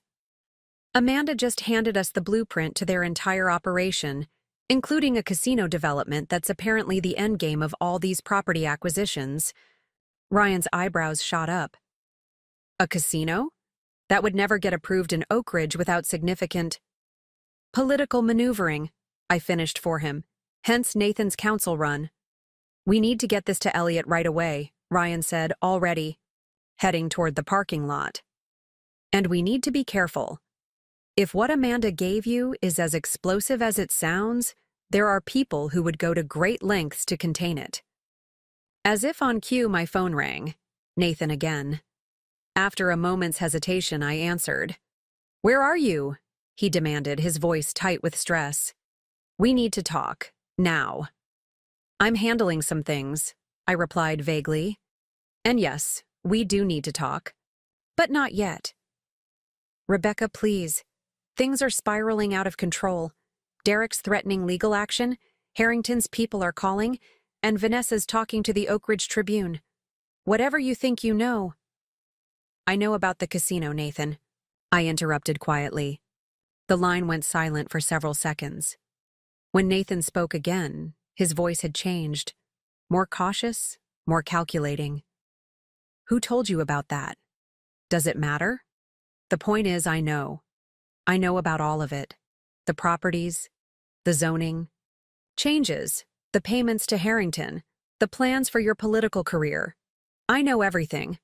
Another long pause. Not everything, he finally said. Meet me at home. Our real home, not the house. And I'll explain. Our real home? What did that mean? Before I could ask, Nathan continued. The farmhouse on Orchard Lane. I know about it, Becca. I've always known. Meet me there in an hour, just you and me. No lawyers, no siblings, no friends. If you ever loved me at all, give me this chance. The farmhouse, my farmhouse, the property I'd purchased in secret, thinking Nathan had no idea it existed. How long had he known? And what else was he hiding? 1 hour, I agreed after a moment. And Nathan, come alone. Because if you don't, this USB drive goes straight to the district attorney's office. I ended the call before he could respond, turning to find Ryan watching me with concern. You're not actually going to meet him alone, are you? He asked. No, I replied, already dialing Elliot's number. I'm going to meet him with the full force of the law behind me. It's time to end this game once and for all. Elliot answered on the first ring. Rebecca, are you okay? I'm fine, I assured him. But I need you to call the district attorney immediately. Tell him we have evidence of real estate fraud, political corruption, and attempted bribery involving Councilman Harrington and multiple developers. And tell him we need officers at the farmhouse on Orchard Lane in 1 hour. Rebecca? I know it sounds dramatic, Elliot.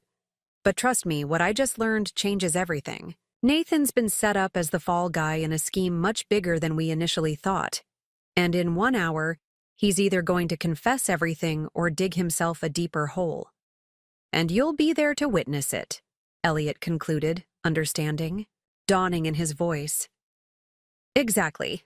It's time Nathan faces the consequences of his choices, all of them.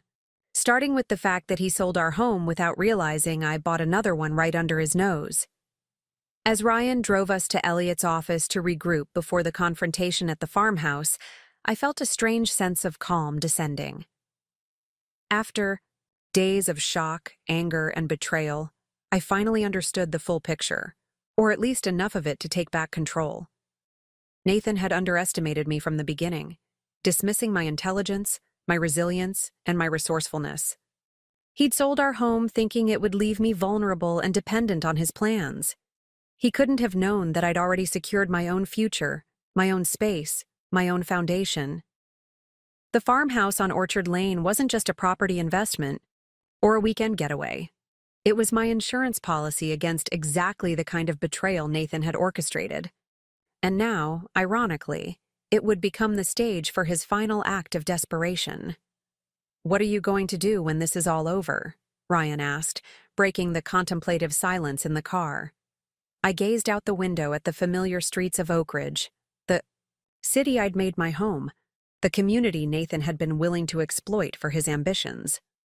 Rebuild, I said simply, but this time, on my own terms. The farmhouse awaited, and with it, a confrontation years in the making. Nathan thought he was summoning me to a reckoning, not realizing he was walking into one himself. As we pulled up to Elliot's office, I felt the weight of the USB drive in my pocket, a small piece of plastic that contained enough truth to change everything. The final act was about to begin. Elliot's office buzzed with activity as we arrived. Gabby was on the phone with a financial crimes investigator she knew, speaking in rapid-fire technical terms about money trails and shell companies. Zoe was coordinating with Vanessa Phillips, who had apparently decided to go all in on exposing the scheme. Elliot himself was deep in conversation with a stern-looking woman I recognized as Assistant District Attorney Monica Vega. "Rebecca!" Elliot called out when he saw me. "This is ADA Vega. She's very interested in what we've uncovered." Monica Vega extended her hand. "Ms. Martinez, I understand you've acquired some compelling evidence regarding Councilman Harrington and certain development projects." "I have," I confirmed, pulling out the USB drive Amanda had given me. "This contains documentation of a coordinated effort to manipulate property values and zoning laws to facilitate a casino development in Oak Ridge." Monica's eyebrows rose slightly, the only indication of surprise from her otherwise composed demeanor. "A casino? That would require significant changes to local ordinances." "Changes that would be pushed through by sympathetic council members," I explained, "including my husband, who was being positioned to run for office specifically to advance these interests." Elliot took the USB drive, connecting it to his computer. As the files populated on his screen, his expression grew increasingly grave. "This is comprehensive," he said finally. "Emails, financial projections, meeting minutes, proposed legislation drafts. Whoever your source is, they had access to the inner workings of this entire operation." "Amanda Keller," I supplied. "She works for Councilman Harrington and was assigned to guide Nathan's political aspirations." "Among other things," Ryan added with a pointed look. Monica reviewed the documents with practiced efficiency.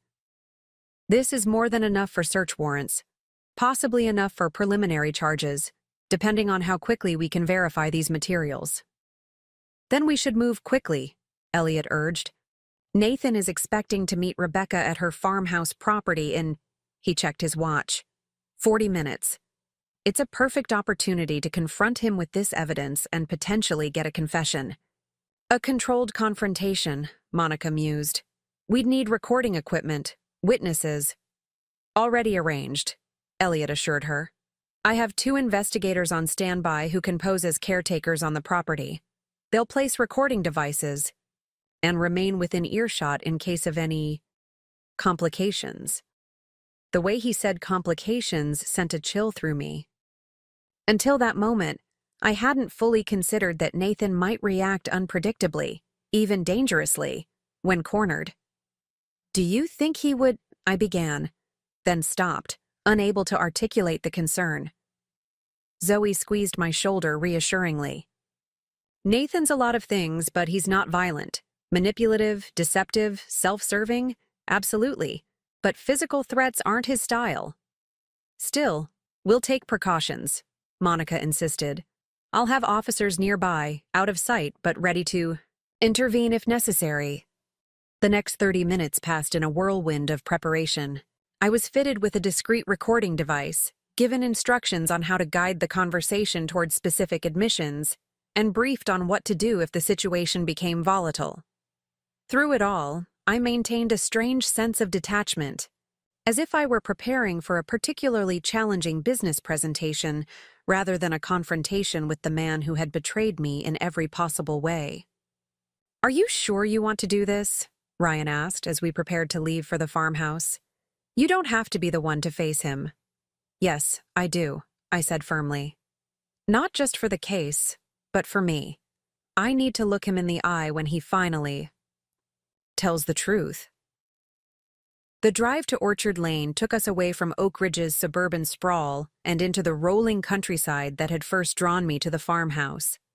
As we approached the property, my property, I felt a surge of gratitude for the impulse that had led me to purchase it months ago. Little did I know then that it would become not just a refuge, but a battleground. Elliot parked his car discreetly behind a stand of apple trees, out of sight from the main approach to the house. Monica and two plainclothes officers positioned themselves in a separate vehicle near the back entrance.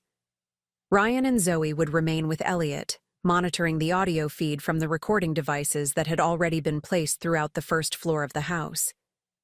"Remember," Elliot said as I prepared to enter alone, "the goal is to get him talking about the casino plan, the property acquisitions, and especially any communication with Harrington about zoning changes. Don't antagonize him, but don't let him control the narrative either.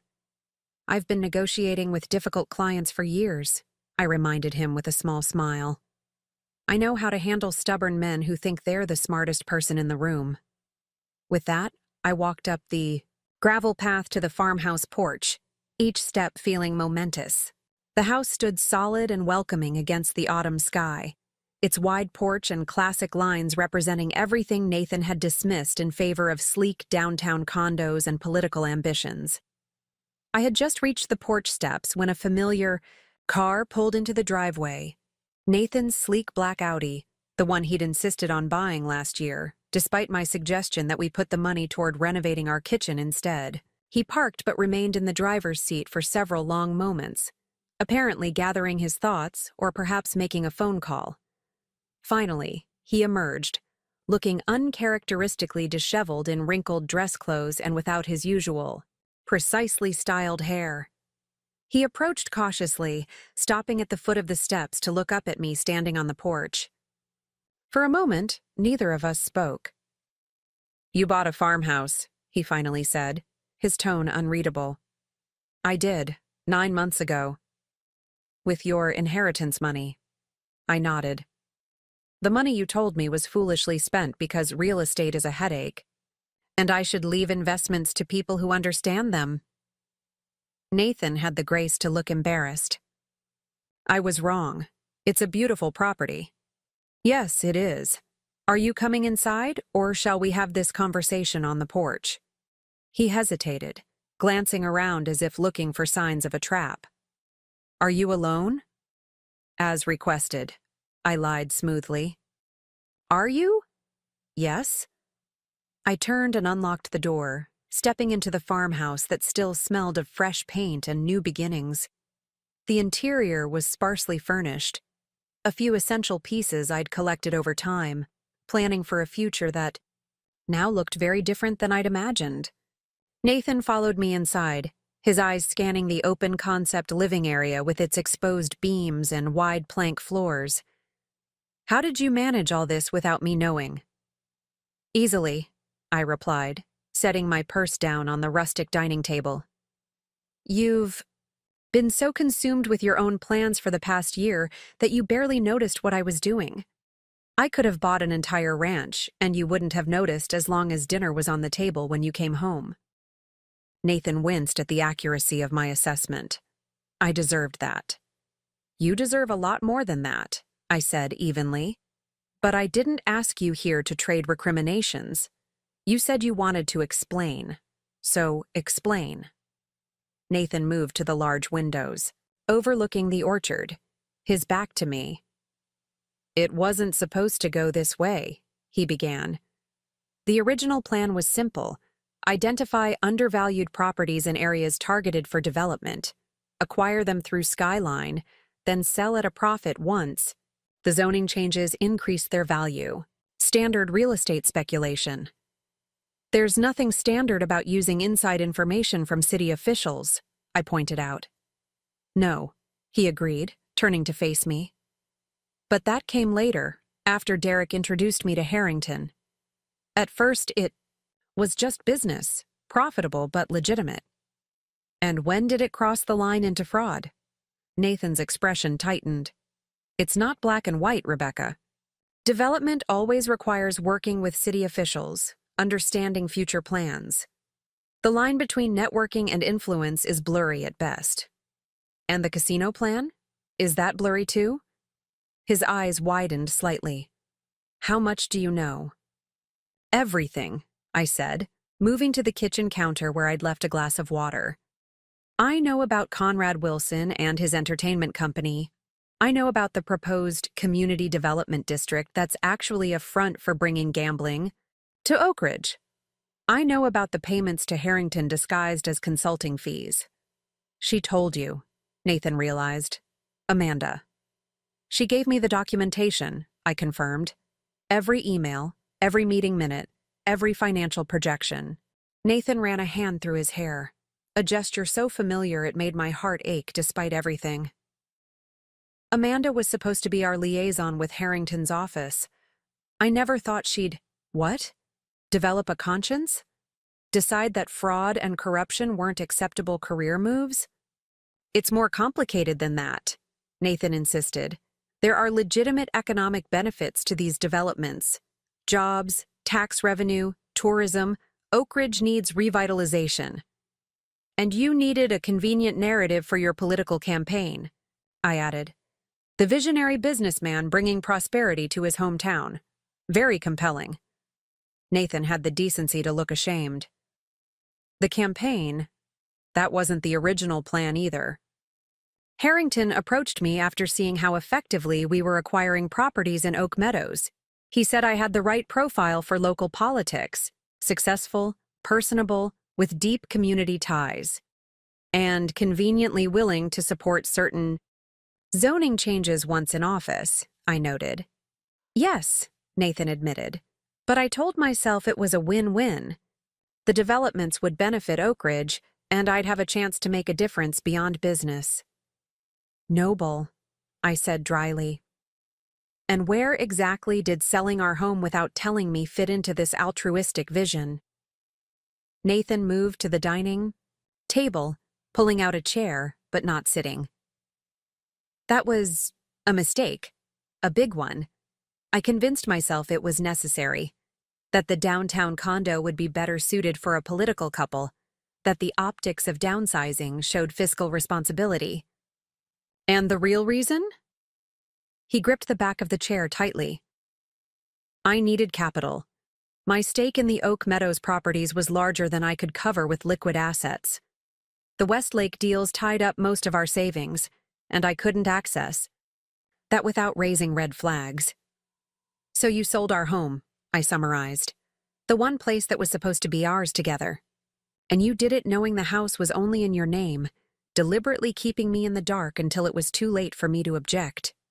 Yes, he said quietly, and I've regretted it every day since. Regretted the decision. Or regretted getting caught. Nathan didn't answer immediately, his gaze dropping to the wooden floor. When he looked up again, there was a calculated sincerity in his expression that I recognized from countless business negotiations. Rebecca, I know I've made terrible mistakes, but it's not too late to salvage something. The properties are valuable even without the casino plan. We could still come out of this ahead financially. And there it was, the self-interest that ultimately drove Nathan's every decision. Not remorse for betraying me, not concern for the ethical implications of his actions, but a desperate attempt to protect his financial position. That's your priority right now? I asked incredulously. Making sure you still profit from all this? Being practical, he countered. The Skyline properties are our biggest asset. If we play this right, we can distance ourselves from Harrington. And the casino plan, while still benefiting from the legitimate property investments. There's nothing legitimate about how those properties were acquired, I reminded him. And there is no we anymore, Nathan. You made sure of that when you decided our marriage was expendable. His expression hardened. What are you saying? I'm saying that your political career is over before it began. The Oak Meadows scheme is exposed. Harrington is being investigated, and I've filed for divorce. Nathan stared at me, genuine shock replacing his carefully managed expression. You've… What? Filed for divorce, I repeated calmly. The paperwork was submitted yesterday. You should be receiving your copy shortly. Becca, you can't… I can, and I have. And before you say another word, you should know that everything you've said in the last 15 minutes has been recorded and witnessed by representatives from the district attorney's office. The blood drained from Nathan's face. You're wearing a wire? I didn't need to, I said, gesturing to the potted plant on the coffee table where one of Elliot's devices was hidden. This entire house is wired. The DA has enough to pursue charges against Harrington, against Derek, and, if you don't cooperate, against you. Nathan's shock quickly gave way to anger. You set me up. After 8 years of marriage, this is how you handle it? By wearing a wire and trapping me? After 8 years of marriage, you sold our home without telling me and planned to replace me with a more politically advantageous partner, I countered. Don't talk to me about loyalty or fair play. He moved suddenly, striding to the window, as if contemplating escape. This is illegal. Entrapment. My lawyer will… Your lawyer will advise you to cooperate fully, I interrupted. Because right now, you're looking at potential charges for wire fraud, conspiracy, and misappropriation of marital assets. That's before we get to the campaign finance violations and evidence tampering. Evidence tampering? What are you talking about? The files you deleted from our home computer before selling the house? The ones you thought were gone forever, not realizing I'd backed up everything to a secure cloud account months ago. This was a bluff. I had no idea if Nathan had deleted incriminating files from our computer, but his expression told me the shot had landed. You don't understand what you're doing, he said, his voice low and dangerous. These people, they're not the kind you want to cross. Threatening me won't help your situation, I said evenly. In fact, it's being added to the record as we speak. As if on cue, the front door opened, and Elliot entered with Ada Vega. Nathan Martinez, Monica began formally. I'd like to discuss your involvement in certain real estate transactions and communications with Councilman Edward Harrington. Nathan looked from Monica to me, betrayal and fury warring in his expression. You'll regret this, Rebecca. When everything comes out, all of it, you'll wish you'd handled this differently. What does that mean? I asked, a flicker of unease disrupting my composure. What else is there?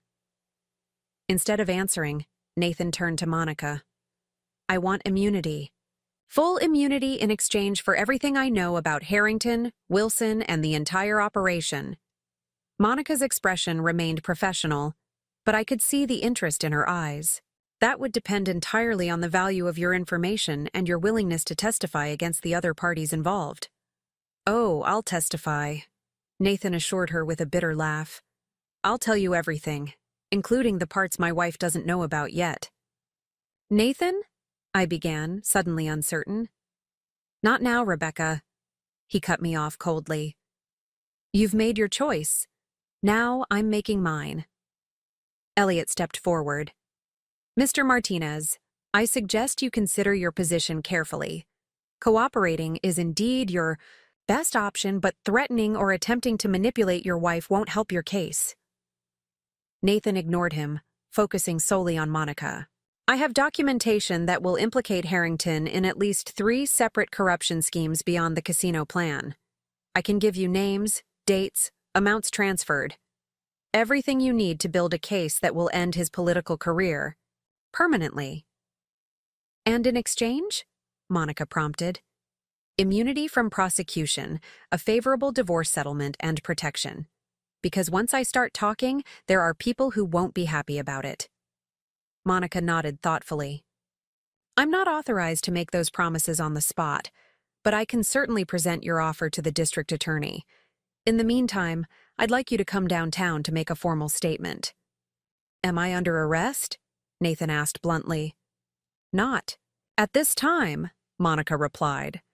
We're simply requesting your voluntary cooperation. Nathan laughed without humor. Nothing about this is voluntary, but fine, I'll come. I'd rather deal with the DA's office than face what's waiting for me if I don't cooperate. As Monica led Nathan toward the door, he paused beside me. For what it's worth, I never meant to hurt you, he said quietly. I just got in over my head.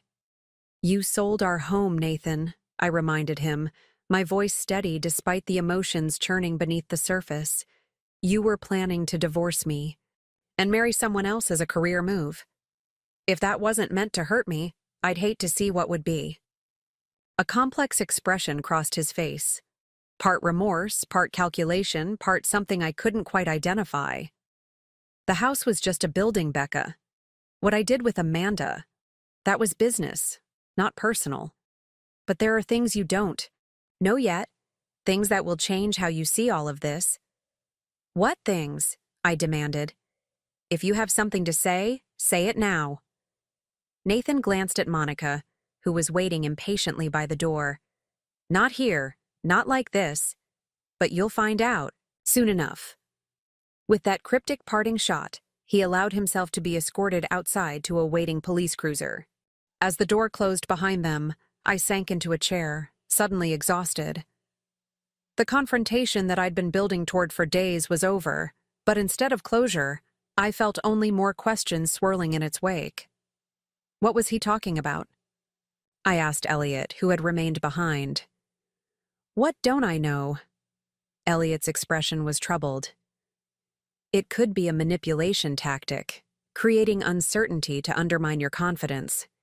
Nathan's a businessman. He knows how to negotiate from weakness. Or there's something in those files we haven't found yet, Elliot acknowledged. Something that might complicate the narrative. Before I could respond, the door opened again and Zoe rushed in, her expression a mix of excitement and concern. You did it! That was incredible. We heard everything through the audio feed. Nathan basically confessed to the entire scheme. Not everything, I said, still disturbed by Nathan's parting words. He's hinting at something else, something he thinks will change how I view the situation. Classic manipulation, Ryan said, following Zoe inside. He's losing control and trying to regain leverage by creating mystery. I wouldn't read too much into it. Perhaps they were right. Perhaps Nathan was simply trying to unsettle me, to make me question my decisions, and possibly even withdraw my cooperation with the authorities. It would be entirely in character for him to use psychological tactics when direct approaches failed. And yet, the nagging doubt remained. What if there was something important I was missing? Some piece of the puzzle that would reframe my understanding of Nathan's actions? We should go through Amanda's files again, I suggested. And whatever else was on that USB drive from our wedding photo, there might be something we overlooked. Elliot nodded. I'll have my team do a deeper analysis. But Rebecca, even if there is some complicating factor, it doesn't change the fundamental breaches of trust and legal violations that have occurred. Nathan still sold your home without consent. He still conspired with Harrington to manipulate zoning laws for personal gain. Those facts aren't in dispute. I know, I acknowledged. But I want the complete picture. I need to understand exactly what I've been part of, even unwittingly. My phone buzzed with a text from a number I didn't recognize.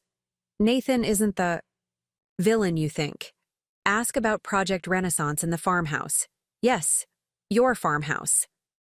AA for Amanda? I showed the message to the others. Project Renaissance? Ryan repeated. That wasn't mentioned in any of the documents we've reviewed. And what could the farmhouse possibly have to do with any of this? Zoe wondered. You bought it months ago, before any of these schemes came to light. I stared at the text, a cold feeling settling in my stomach. I need to go back to Elliot's office. Right now. We need to go through everything again. Property records, bank statements, emails. All of it. Why? Elliot asked, concern furrowing his brow. What are you thinking? I'm thinking, I said slowly, that 9 months ago, I found this property by chance during a Sunday drive. It was perfect. Exactly what I'd always wanted, right down to the apple orchard and the creek at the back of the property. And it was surprisingly affordable for a property of this size in this area. You think it wasn't a coincidence, Ryan realized, catching on to my train of thought. I think, I said, looking around at the farmhouse I'd believed was my secret refuge, that nothing about the past year has been what it seemed. And I'm starting to wonder if I've been a pawn in a game much larger than I realized. Elliot checked his watch. The district attorney will be interviewing Nathan within the hour. If there's something in those files that could impact your position, we need to find it before Nathan uses it as leverage. As we prepared to leave, I took one last look at the farmhouse, my supposed sanctuary that now felt tainted by suspicion. Had my purchase been manipulated somehow?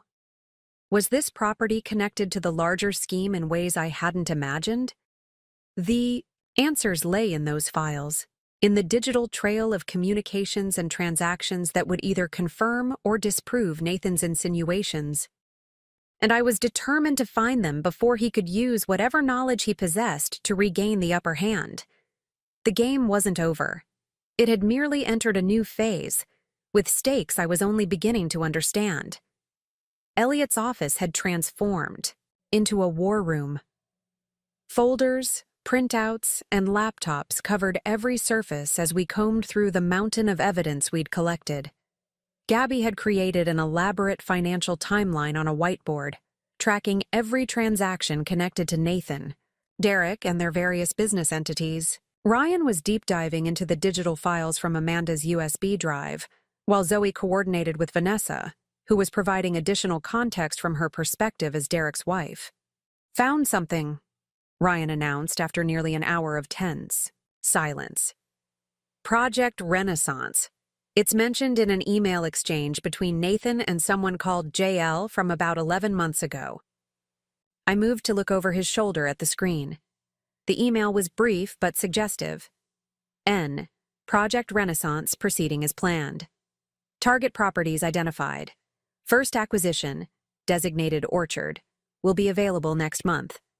Need spouse. Signature on fidelity transfer to free up capital. Let's discuss timeline. JL. Orchard, I repeated, my stomach tightening. That could be referring to my farmhouse. It has a 3-acre apple orchard. But you found the property during a random Sunday drive, Zoe pointed out. How could they have planned for you to buy it? Maybe it wasn't random, I said slowly, memories reshuffling in my mind. Nathan mentioned that route one morning, said he'd heard the countryside was beautiful that time of year. He even suggested I take my camera. Ryan continued scrolling through the emails. There's more. Look at this exchange from a week later. JL. Wife visited orchard property yesterday. Showed expected interest.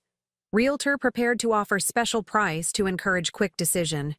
Personal funds sufficient? NN. Perfect timing. Her year-end bonus posts next week. Combined with inheritance portion, should be adequate for outright purchase. Will monitor. JL. A cold realization washed over me. They manipulated me into buying the farmhouse. But why? What possible benefit would Nathan get from me purchasing a property without his knowledge? Elliot, who had been reviewing property records, looked up sharply. Check the surrounding parcels. Who owns the land adjacent to your farmhouse? Gabby was already typing furiously on her laptop.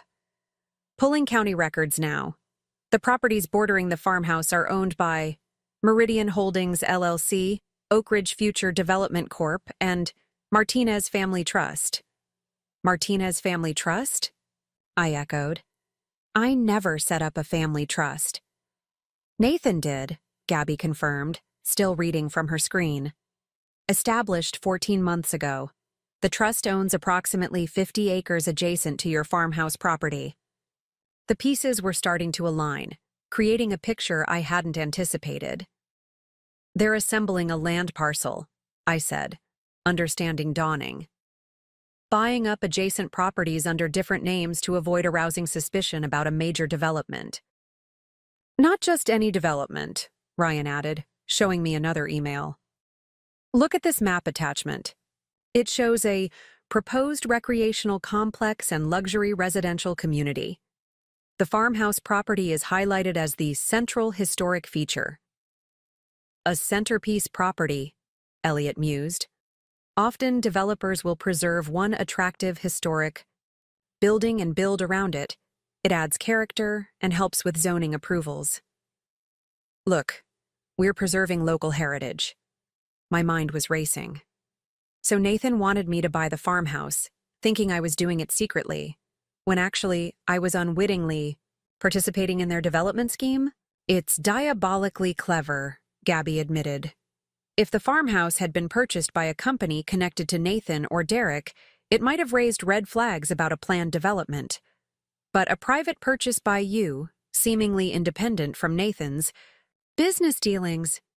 Perfect cover, Elliot finished. And it established the property value benchmark for the area. Whatever you paid became the comparable price point for the surrounding land. I sank into a chair, trying to process this new revelation.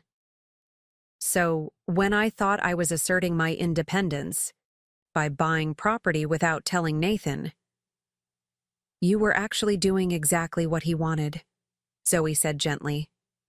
The betrayal cut even deeper than before. Not only had Nathan planned to discard me when politically convenient, but he'd been manipulating me all along, using my desires and insecurities to further his business schemes.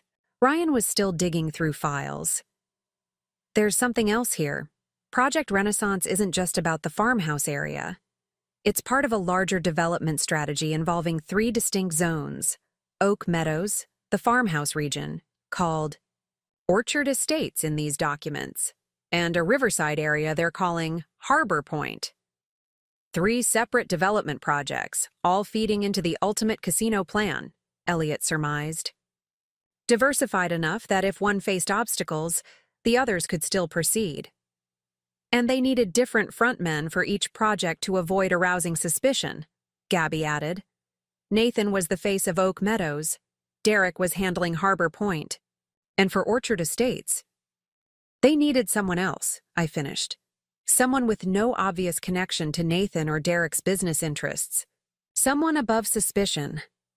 Ryan nodded grimly. Someone like Councilman Harrington's aide, who was secretly working with them all along. Amanda, I breathed. The pieces clicked into place with sickening clarity. She wasn't just Nathan's political handler. She was meant to be the front person for the Orchard Estates development. Which explains why Nathan needed to end his marriage to you, Elliot said quietly. Amanda wasn't just a more politically advantageous partner. She was an essential part of the development scheme. The full scale of the deception left me momentarily speechless. Every aspect of my life for the past year, where I lived, what I knew, even my impending divorce, had been orchestrated to serve Nathan's business and political ambitions. There's one thing I still don't understand, Zoe said, breaking the heavy silence. If Nathan wanted you to buy the farmhouse as part of their scheme, why was he so shocked when you mentioned it today? Why pretend he didn't know about it? Because the plan changed, Ryan suggested, still scrolling through emails. Look at these more recent messages between Nathan and this JL person. JL. Casino. Approval facing unexpected obstacles. Harrington. Suggests pivoting to Plan B. Need to accelerate property acquisitions in all 3 zones. NN. Agreed. Spouse property complicates Orchard Estates timeline. Recommend proceeding with separation sooner than originally planned. Will help clear title issues. JL. Divorce papers being prepared. Will file after house sale completed. A confirms readiness for next phase. N. They needed to get me out of the picture entirely, I realized. The farmhouse purchase was useful initially, but when their plans accelerated, my ownership became an obstacle rather than an asset. Because if they're assembling land for major development, having a parcel owned by the soon-to-be ex-wife of one of the principal developers creates complications, Elliot confirmed, especially if that ex-wife might become hostile during divorce proceedings. My phone buzzed with another text from the unknown number. Check property survey maps from county records. Compare with conservation easement boundaries. The truth is in the overlap. AI showed the message to the others. What conservation easement? Gabby was already searching through county records. There's a protected wetland area that runs through part of the farmhouse property. According to these records, it was granted conservation status about 15 years ago, which would make development on that portion impossible, Elliot noted. A significant obstacle for any large-scale project. Unless the boundaries were redrawn, Ryan suggested, putting the pieces together. If someone with influence in the AO planning department were to quietly adjust those conservation boundaries. Gabby pulled up 2 maps side by side on her laptop. These are the original conservation easement boundaries from 2010, she said, pointing to the first map. And these are the current boundaries according to county records. The difference was subtle but significant. The protected area had shrunk by nearly 20 acres, conveniently clearing space for development around the farmhouse. This is actual fraud, Elliot said, his expression grim. Falsifying conservation boundaries is a federal offense. If Harrington was involved in this, he was, Ryan confirmed, showing us another email. Here's a message from Nathan to Harrington, directly, thanking him for his assistance with the boundary adjustment matter. Harrington replied that it was a simple administrative correction that benefits everyone. So that's what Nathan meant, I said quietly. When he said I didn't know everything, this is what he was holding back. Evidence that could implicate Harrington in federal fraud charges. That's his leverage for an immunity deal. Elliot was already dialing Monica Vega's number. She needs to know about this before she makes any decisions about Nathan's cooperation agreement. While Elliot spoke with the ADA, I tried to process the cascading revelations. My farmhouse, my supposed refuge and symbol of independence, had been part of Nathan's scheme all along. The property I'd fallen in love with had been deliberately placed in my path as part of a complex development fraud. Even my role as the betrayed wife had served Nathan's purposes, distracting attention from the larger corruption at play. Rebecca, Zoe said gently, noticing my expression, this doesn't invalidate your feelings about the farmhouse. The fact that Nathan manipulated the situation doesn't change the fact that you genuinely connected with the property.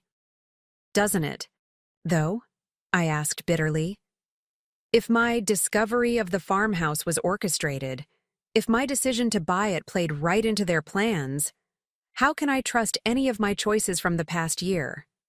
Because you made them, Ryan said firmly. Whatever Nathan's intentions, whatever strings he tried to pull, you made the final decisions based on your values and desires. He may have set the stage, but you wrote your own lines. There was wisdom in Ryan's perspective, but the violation still cut deep. Nathan hadn't just betrayed our marriage, he'd attempted to weaponize my very agency, turning my independent choices into unwitting participation in his schemes. Elliot ended his call with Monica, his expression thoughtful. The DA's office is very interested in the conservation easement fraud. It elevates the case from local corruption to federal charges. They're preparing search warrants for Harrington's office and home right now. And Nathan? I asked. Will he get his immunity deal? Partial immunity only, contingent on full cooperation. He'll avoid the most serious charges, but there will still be consequences. Elliot hesitated.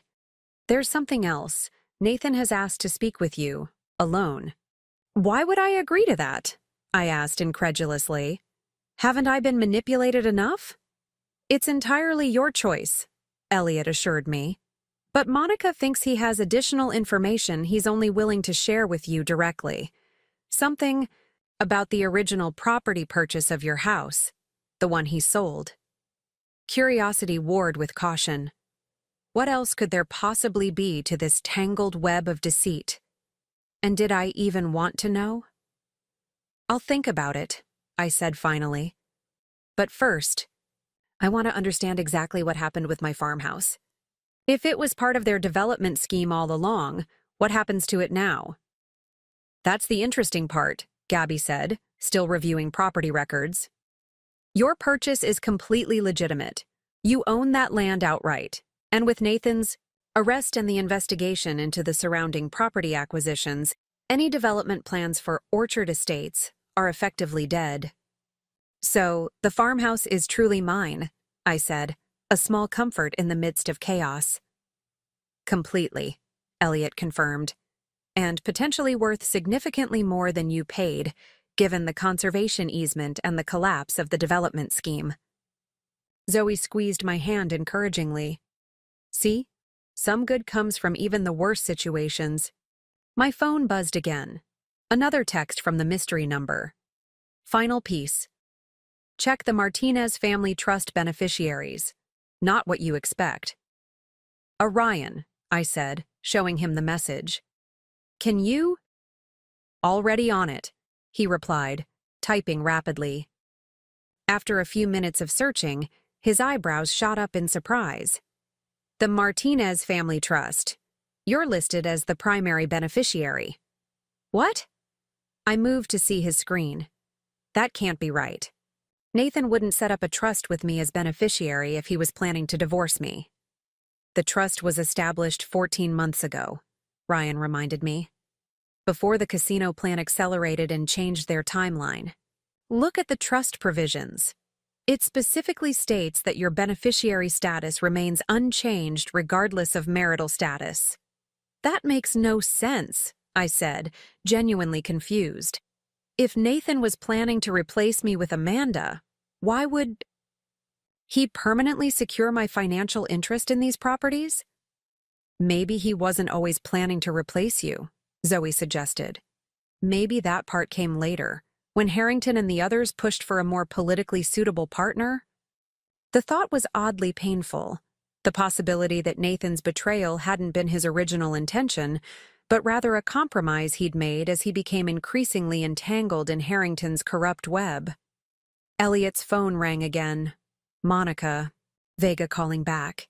He stepped away to take the call, returning a few minutes later with a thoughtful expression. Nathan's made a full confession, he informed us. He's implicated Harrington, Conrad Wilson, Derek, and several others. But he's still insisting on speaking with you, Rebecca. He says there's context you deserve to hear directly from him. I looked around at the supportive faces surrounding me. Zoe, Ryan, Gabby, Elliot. All people who had stood by me through this nightmare. They had helped me uncover the truth, piece by painful piece. Did I owe Nathan the chance to explain his version of events? Or would that merely provide him another opportunity to manipulate me? I'll talk to him, I decided finally. But not alone. I want it recorded, and I want Monica present. Elliot nodded. I'll arrange it. He's still at the district attorney's office. An hour later, I sat across from Nathan in a small conference room at the DA's building. He looked exhausted. His usual polished appearance completely abandoned. Monica sat at the end of the table, a recording device between us. You have 15 minutes, Mr. Martinez, Monica said crisply. Ms. Martinez has agreed to hear you out as a courtesy, not as an obligation. Nathan nodded, his eyes fixed on me. Thank you for coming, Becca. Say what you need to say, Nathan, I replied, my voice steadier than I felt. He took a deep breath. You've discovered most of it already. Project Renaissance, the 3 development zones, the conservation easement fraud. What you don't know is how it started, or why I structured the Martinez Family Trust the way I did. I'm listening, I said, keeping my expression neutral. A year and a half ago, I was approached by Conrad Wilson about acquiring properties in Oak Meadows. It seemed straightforward at first, standard real estate investment. I brought Derek in because we'd worked well together in the past. Nathan paused, collecting his thoughts. But as we started working on it, I discovered that Wilson and Harrington had much bigger plans, plans that began to make me uncomfortable. The casino, I supplied.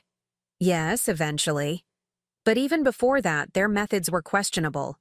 They wanted to use pressure tactics on homeowners, exploit zoning loopholes, bend rules wherever possible. I told myself it was just aggressive business. But deep down, I knew it was crossing lines. Yet you continued, I pointed out. Nathan nodded, shame flickering across his face. I did. The potential profits were enormous, and by then, I was already implicated in some of their earlier maneuvers. But I tried to create a firewall to separate my personal life from their schemes. By setting up the Martinez family trust with me as beneficiary, I guessed. Exactly. I wanted to ensure that whatever happened with Wilson and Harrington, you would be financially protected. The trust was irrevocable. They couldn't touch those assets, and neither could I if things went south. And the farmhouse? Was that part of your protection plan too? I couldn't keep the bitterness from my voice. Nathan winced. Initially, yes. I knew you'd always wanted a place in the country. When Wilson identified that area for development, I saw an opportunity to secure the centerpiece property through you, keeping it safe from their more aggressive plans. I convinced myself I was being clever, looking out for both our interests while playing along with their scheme. You manipulated me, I said flatly. Yes, he admitted. I orchestrated your discovery of the property. But what I didn't manipulate was your genuine connection to it. The joy in your eyes when you first saw that farmhouse. That was real, Becca. And when did you decide to sell our home and divorce me? I asked, cutting through his attempt at sentimentality. Was that part of your protection plan too? Nathan's expression hardened. No. That came later, when Harrington decided I should run for city council to help push through the zoning changes. He made it clear that my political viability depended on having the right partner. Someone with connections to his office, someone already familiar with the development plans. Amanda, I supplied. Yes, I resisted initially, told them I wasn't interested in politics, that my marriage wasn't negotiable. That's when the pressure started. Subtle at first. Comments about how you might react if you discovered what I'd been involved in. Insinuations about potential legal consequences. They threatened you using me, I realized. Nathan nodded grimly. Harrington made it very clear. Either I played my part exactly as scripted, including the political marriage to Amanda, or they would ensure that both of us faced consequences for the Oak Meadows acquisitions. By then, I'd signed enough documents, attended enough meetings that I was thoroughly implicated. So you decided sacrificing our marriage was the lesser evil, I summarized, my voice cold. I convinced myself it was the only way to contain the damage, Nathan corrected. With the trust in place, you'd be financially secure. With the farmhouse in your name, you'd have a home they couldn't touch. And with me taking the public role in the scheme, any potential fallout would land primarily on me, not you. How noble, I said sarcastically. You betrayed me to protect me. I'm not asking for forgiveness, Becca, Nathan said quietly. What I did was unforgivable, regardless of my reasoning. I'm simply telling you the truth you deserve to know. I made terrible choices, compromising my integrity bit by bit until I could hardly recognize myself anymore. Monica checked her watch. 5 minutes remaining, Mr. Martinez. Nathan leaned forward, his voice taking on a greater urgency. There's one more thing you need to know. The house. Our house that I sold.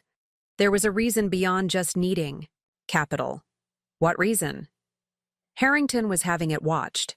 After I began showing reluctance about the political plan, he assigned someone to monitor our comings and goings. I found surveillance equipment in the garden shed about 2 months ago. They were gathering leverage, looking for anything they could use. I felt a chill run down my spine. You sold the house because it was under surveillance? Partly. I knew I needed to get you away from there, away from their direct observation. The condo downtown offered better security and was harder to monitor. Nathan ran a hand through his disheveled hair. It sounds paranoid, I know, but these people, Harrington, Wilson, they play hardball. When millions are at stake, ordinary rules don't apply. Why didn't you just tell me the truth? I asked, the question that had haunted me from the beginning. Why not trust me to handle it? Nathan's expression reflected genuine regret. Because I was ashamed. Because each compromise had led to another, until I was in so deep I couldn't see a way out that didn't destroy everything. And because I thought I could fix it on my own, find a solution that would satisfy Harrington while still protecting what mattered. And what mattered, Nathan? I asked softly. What was worth all this deception? You, he said simply. Us, the life we'd built. I know it doesn't make sense given my actions, but in my twisted logic, I thought I was preserving a future for us, one where we'd be financially secure and free from Harrington's influence. By divorcing me and marrying someone else, I reminded him pointedly. The divorce was real, Nathan acknowledged. The remarriage was not. Amanda and I had a different agreement than what Harrington believed. Once the development plans were secured and the political objectives achieved, she would have her own financial independence, and he trailed off. You what? I told myself I'd find a way back to you, he finished quietly. Delusional, I know, but it was the fantasy I clung to while everything else crumbled. Monica cleared her throat. Time's up, Mr. Martinez. Nathan nodded, but his eyes remained fixed on mine. I'm not asking you to forgive me, Rebecca. I'm not even asking you to believe me. I just wanted you to know that despite everything, despite my terrible choices and inexcusable betrayals, what we had was real. And the farmhouse? It truly is yours, free and clear. One thing I did right in a sea of wrongs. As I stood to leave, Nathan added one final comment. The passcode to the safe in my office is your birthday. Inside, you'll find documentation of everything I've told you today, including records of the surveillance Harrington ordered. It might help with your legal position going forward. Thank you for that, at least, I said, finding it difficult to reconcile this seemingly remorseful man with the calculating husband who had betrayed me so thoroughly. Outside the conference room, Elliot was waiting. How did it go? He asked, concern evident in his expression. Confusing, I admitted. He had explanations for everything, some of them almost rational in a twisted way. He claims he was trying to protect me even while betraying me. Classic manipulation, Elliot suggested gently. Maybe, I acknowledged. Or maybe the truth is just more complicated than I wanted it to be. Either way, it doesn't change the facts, or my decision to divorce him. 3 weeks later, I stood on the porch of my farmhouse, my actual farmhouse, legally mine without qualification or complication. The autumn leaves had turned brilliant shades of red and gold, the apple orchard ripe for harvesting. Zoe and Ryan had helped me furnish the place properly, turning the sparse rooms into a genuine home. The investigation into Harrington, Wilson, and their associates had expanded beyond Oak Ridge, uncovering corruption in 3 neighboring counties. Nathan had indeed provided valuable testimony, resulting in his plea deal. No prison time, but significant financial penalties and 5 years probation. Derek hadn't fared as well, facing charges of wire fraud and money laundering that would likely result in jail time. As for the properties surrounding my farmhouse, they had been seized as part of the investigation and would eventually be sold at public auction. Elliot had suggested I consider purchasing some of the adjacent land when that happened, expanding my little sanctuary while ensuring it remained protected from future development. My divorce from Nathan was proceeding smoothly, the financial aspect surprisingly straightforward thanks to the trust he had established. Despite everything, he had indeed protected my economic interests, a small mercy in the wreckage of our marriage. The doorbell rang, interrupting my thoughts. I opened it to find Vanessa Phillips standing on my porch, looking more relaxed than I'd ever seen her. Her pregnancy was beginning to show, a small bump visible beneath her casual sweater. "Hope I'm not intruding," she said with a tentative smile. "I was driving by and thought I'd stop in to see how you're doing." "Not at all," I assured her, inviting her inside. "Can I offer you some tea? Coffee?" "Tea would be wonderful," she said, following me to the kitchen. "This place is lovely, Rebecca. So peaceful." "It is," I agreed, putting the kettle on. "How are you holding up with everything?" Vanessa sighed, settling onto a stool at the kitchen island. "One day at a time.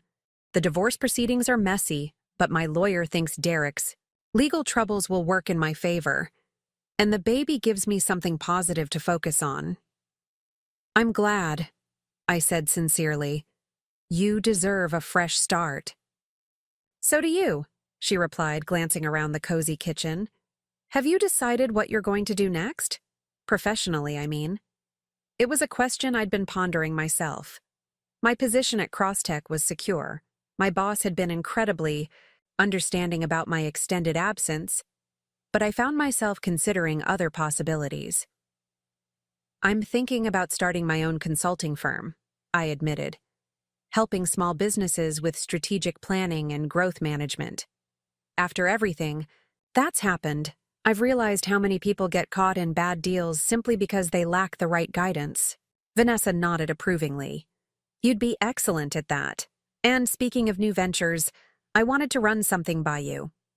She hesitated, then continued. "A group of local attorneys and business leaders is forming a community development council. Legitimate, transparent, focused on ethical growth that actually benefits residents. They've asked me to join, and I suggested they reach out to you as well." "Me? Why?" "Because you understand both sides, corporate strategy and the importance of community protection. Plus, after the Harrington scandal, Oak Ridge needs leadership people can trust. You stood up against corruption even when it came from your own husband. That kind of integrity is exactly what's needed." I hadn't considered public service before, but there was something appealing about helping shape Oak Ridge's future in a positive way. "I'd be interested in hearing more," I said honestly. "Wonderful," Vanessa smiled. "There's a meeting next Tuesday at Riverfront Coffee. No pressure, just an exploratory conversation." As we sipped our tea, discussing possibilities for Oak Ridge's future, I felt something I hadn't experienced in months: genuine hope. The betrayals and manipulations that had characterized the past year couldn't be erased, but they didn't have to define what came next.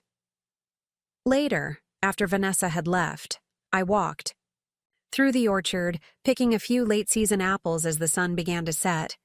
My phone buzzed with a text message from an unknown number, the same one that had provided key information during the investigation.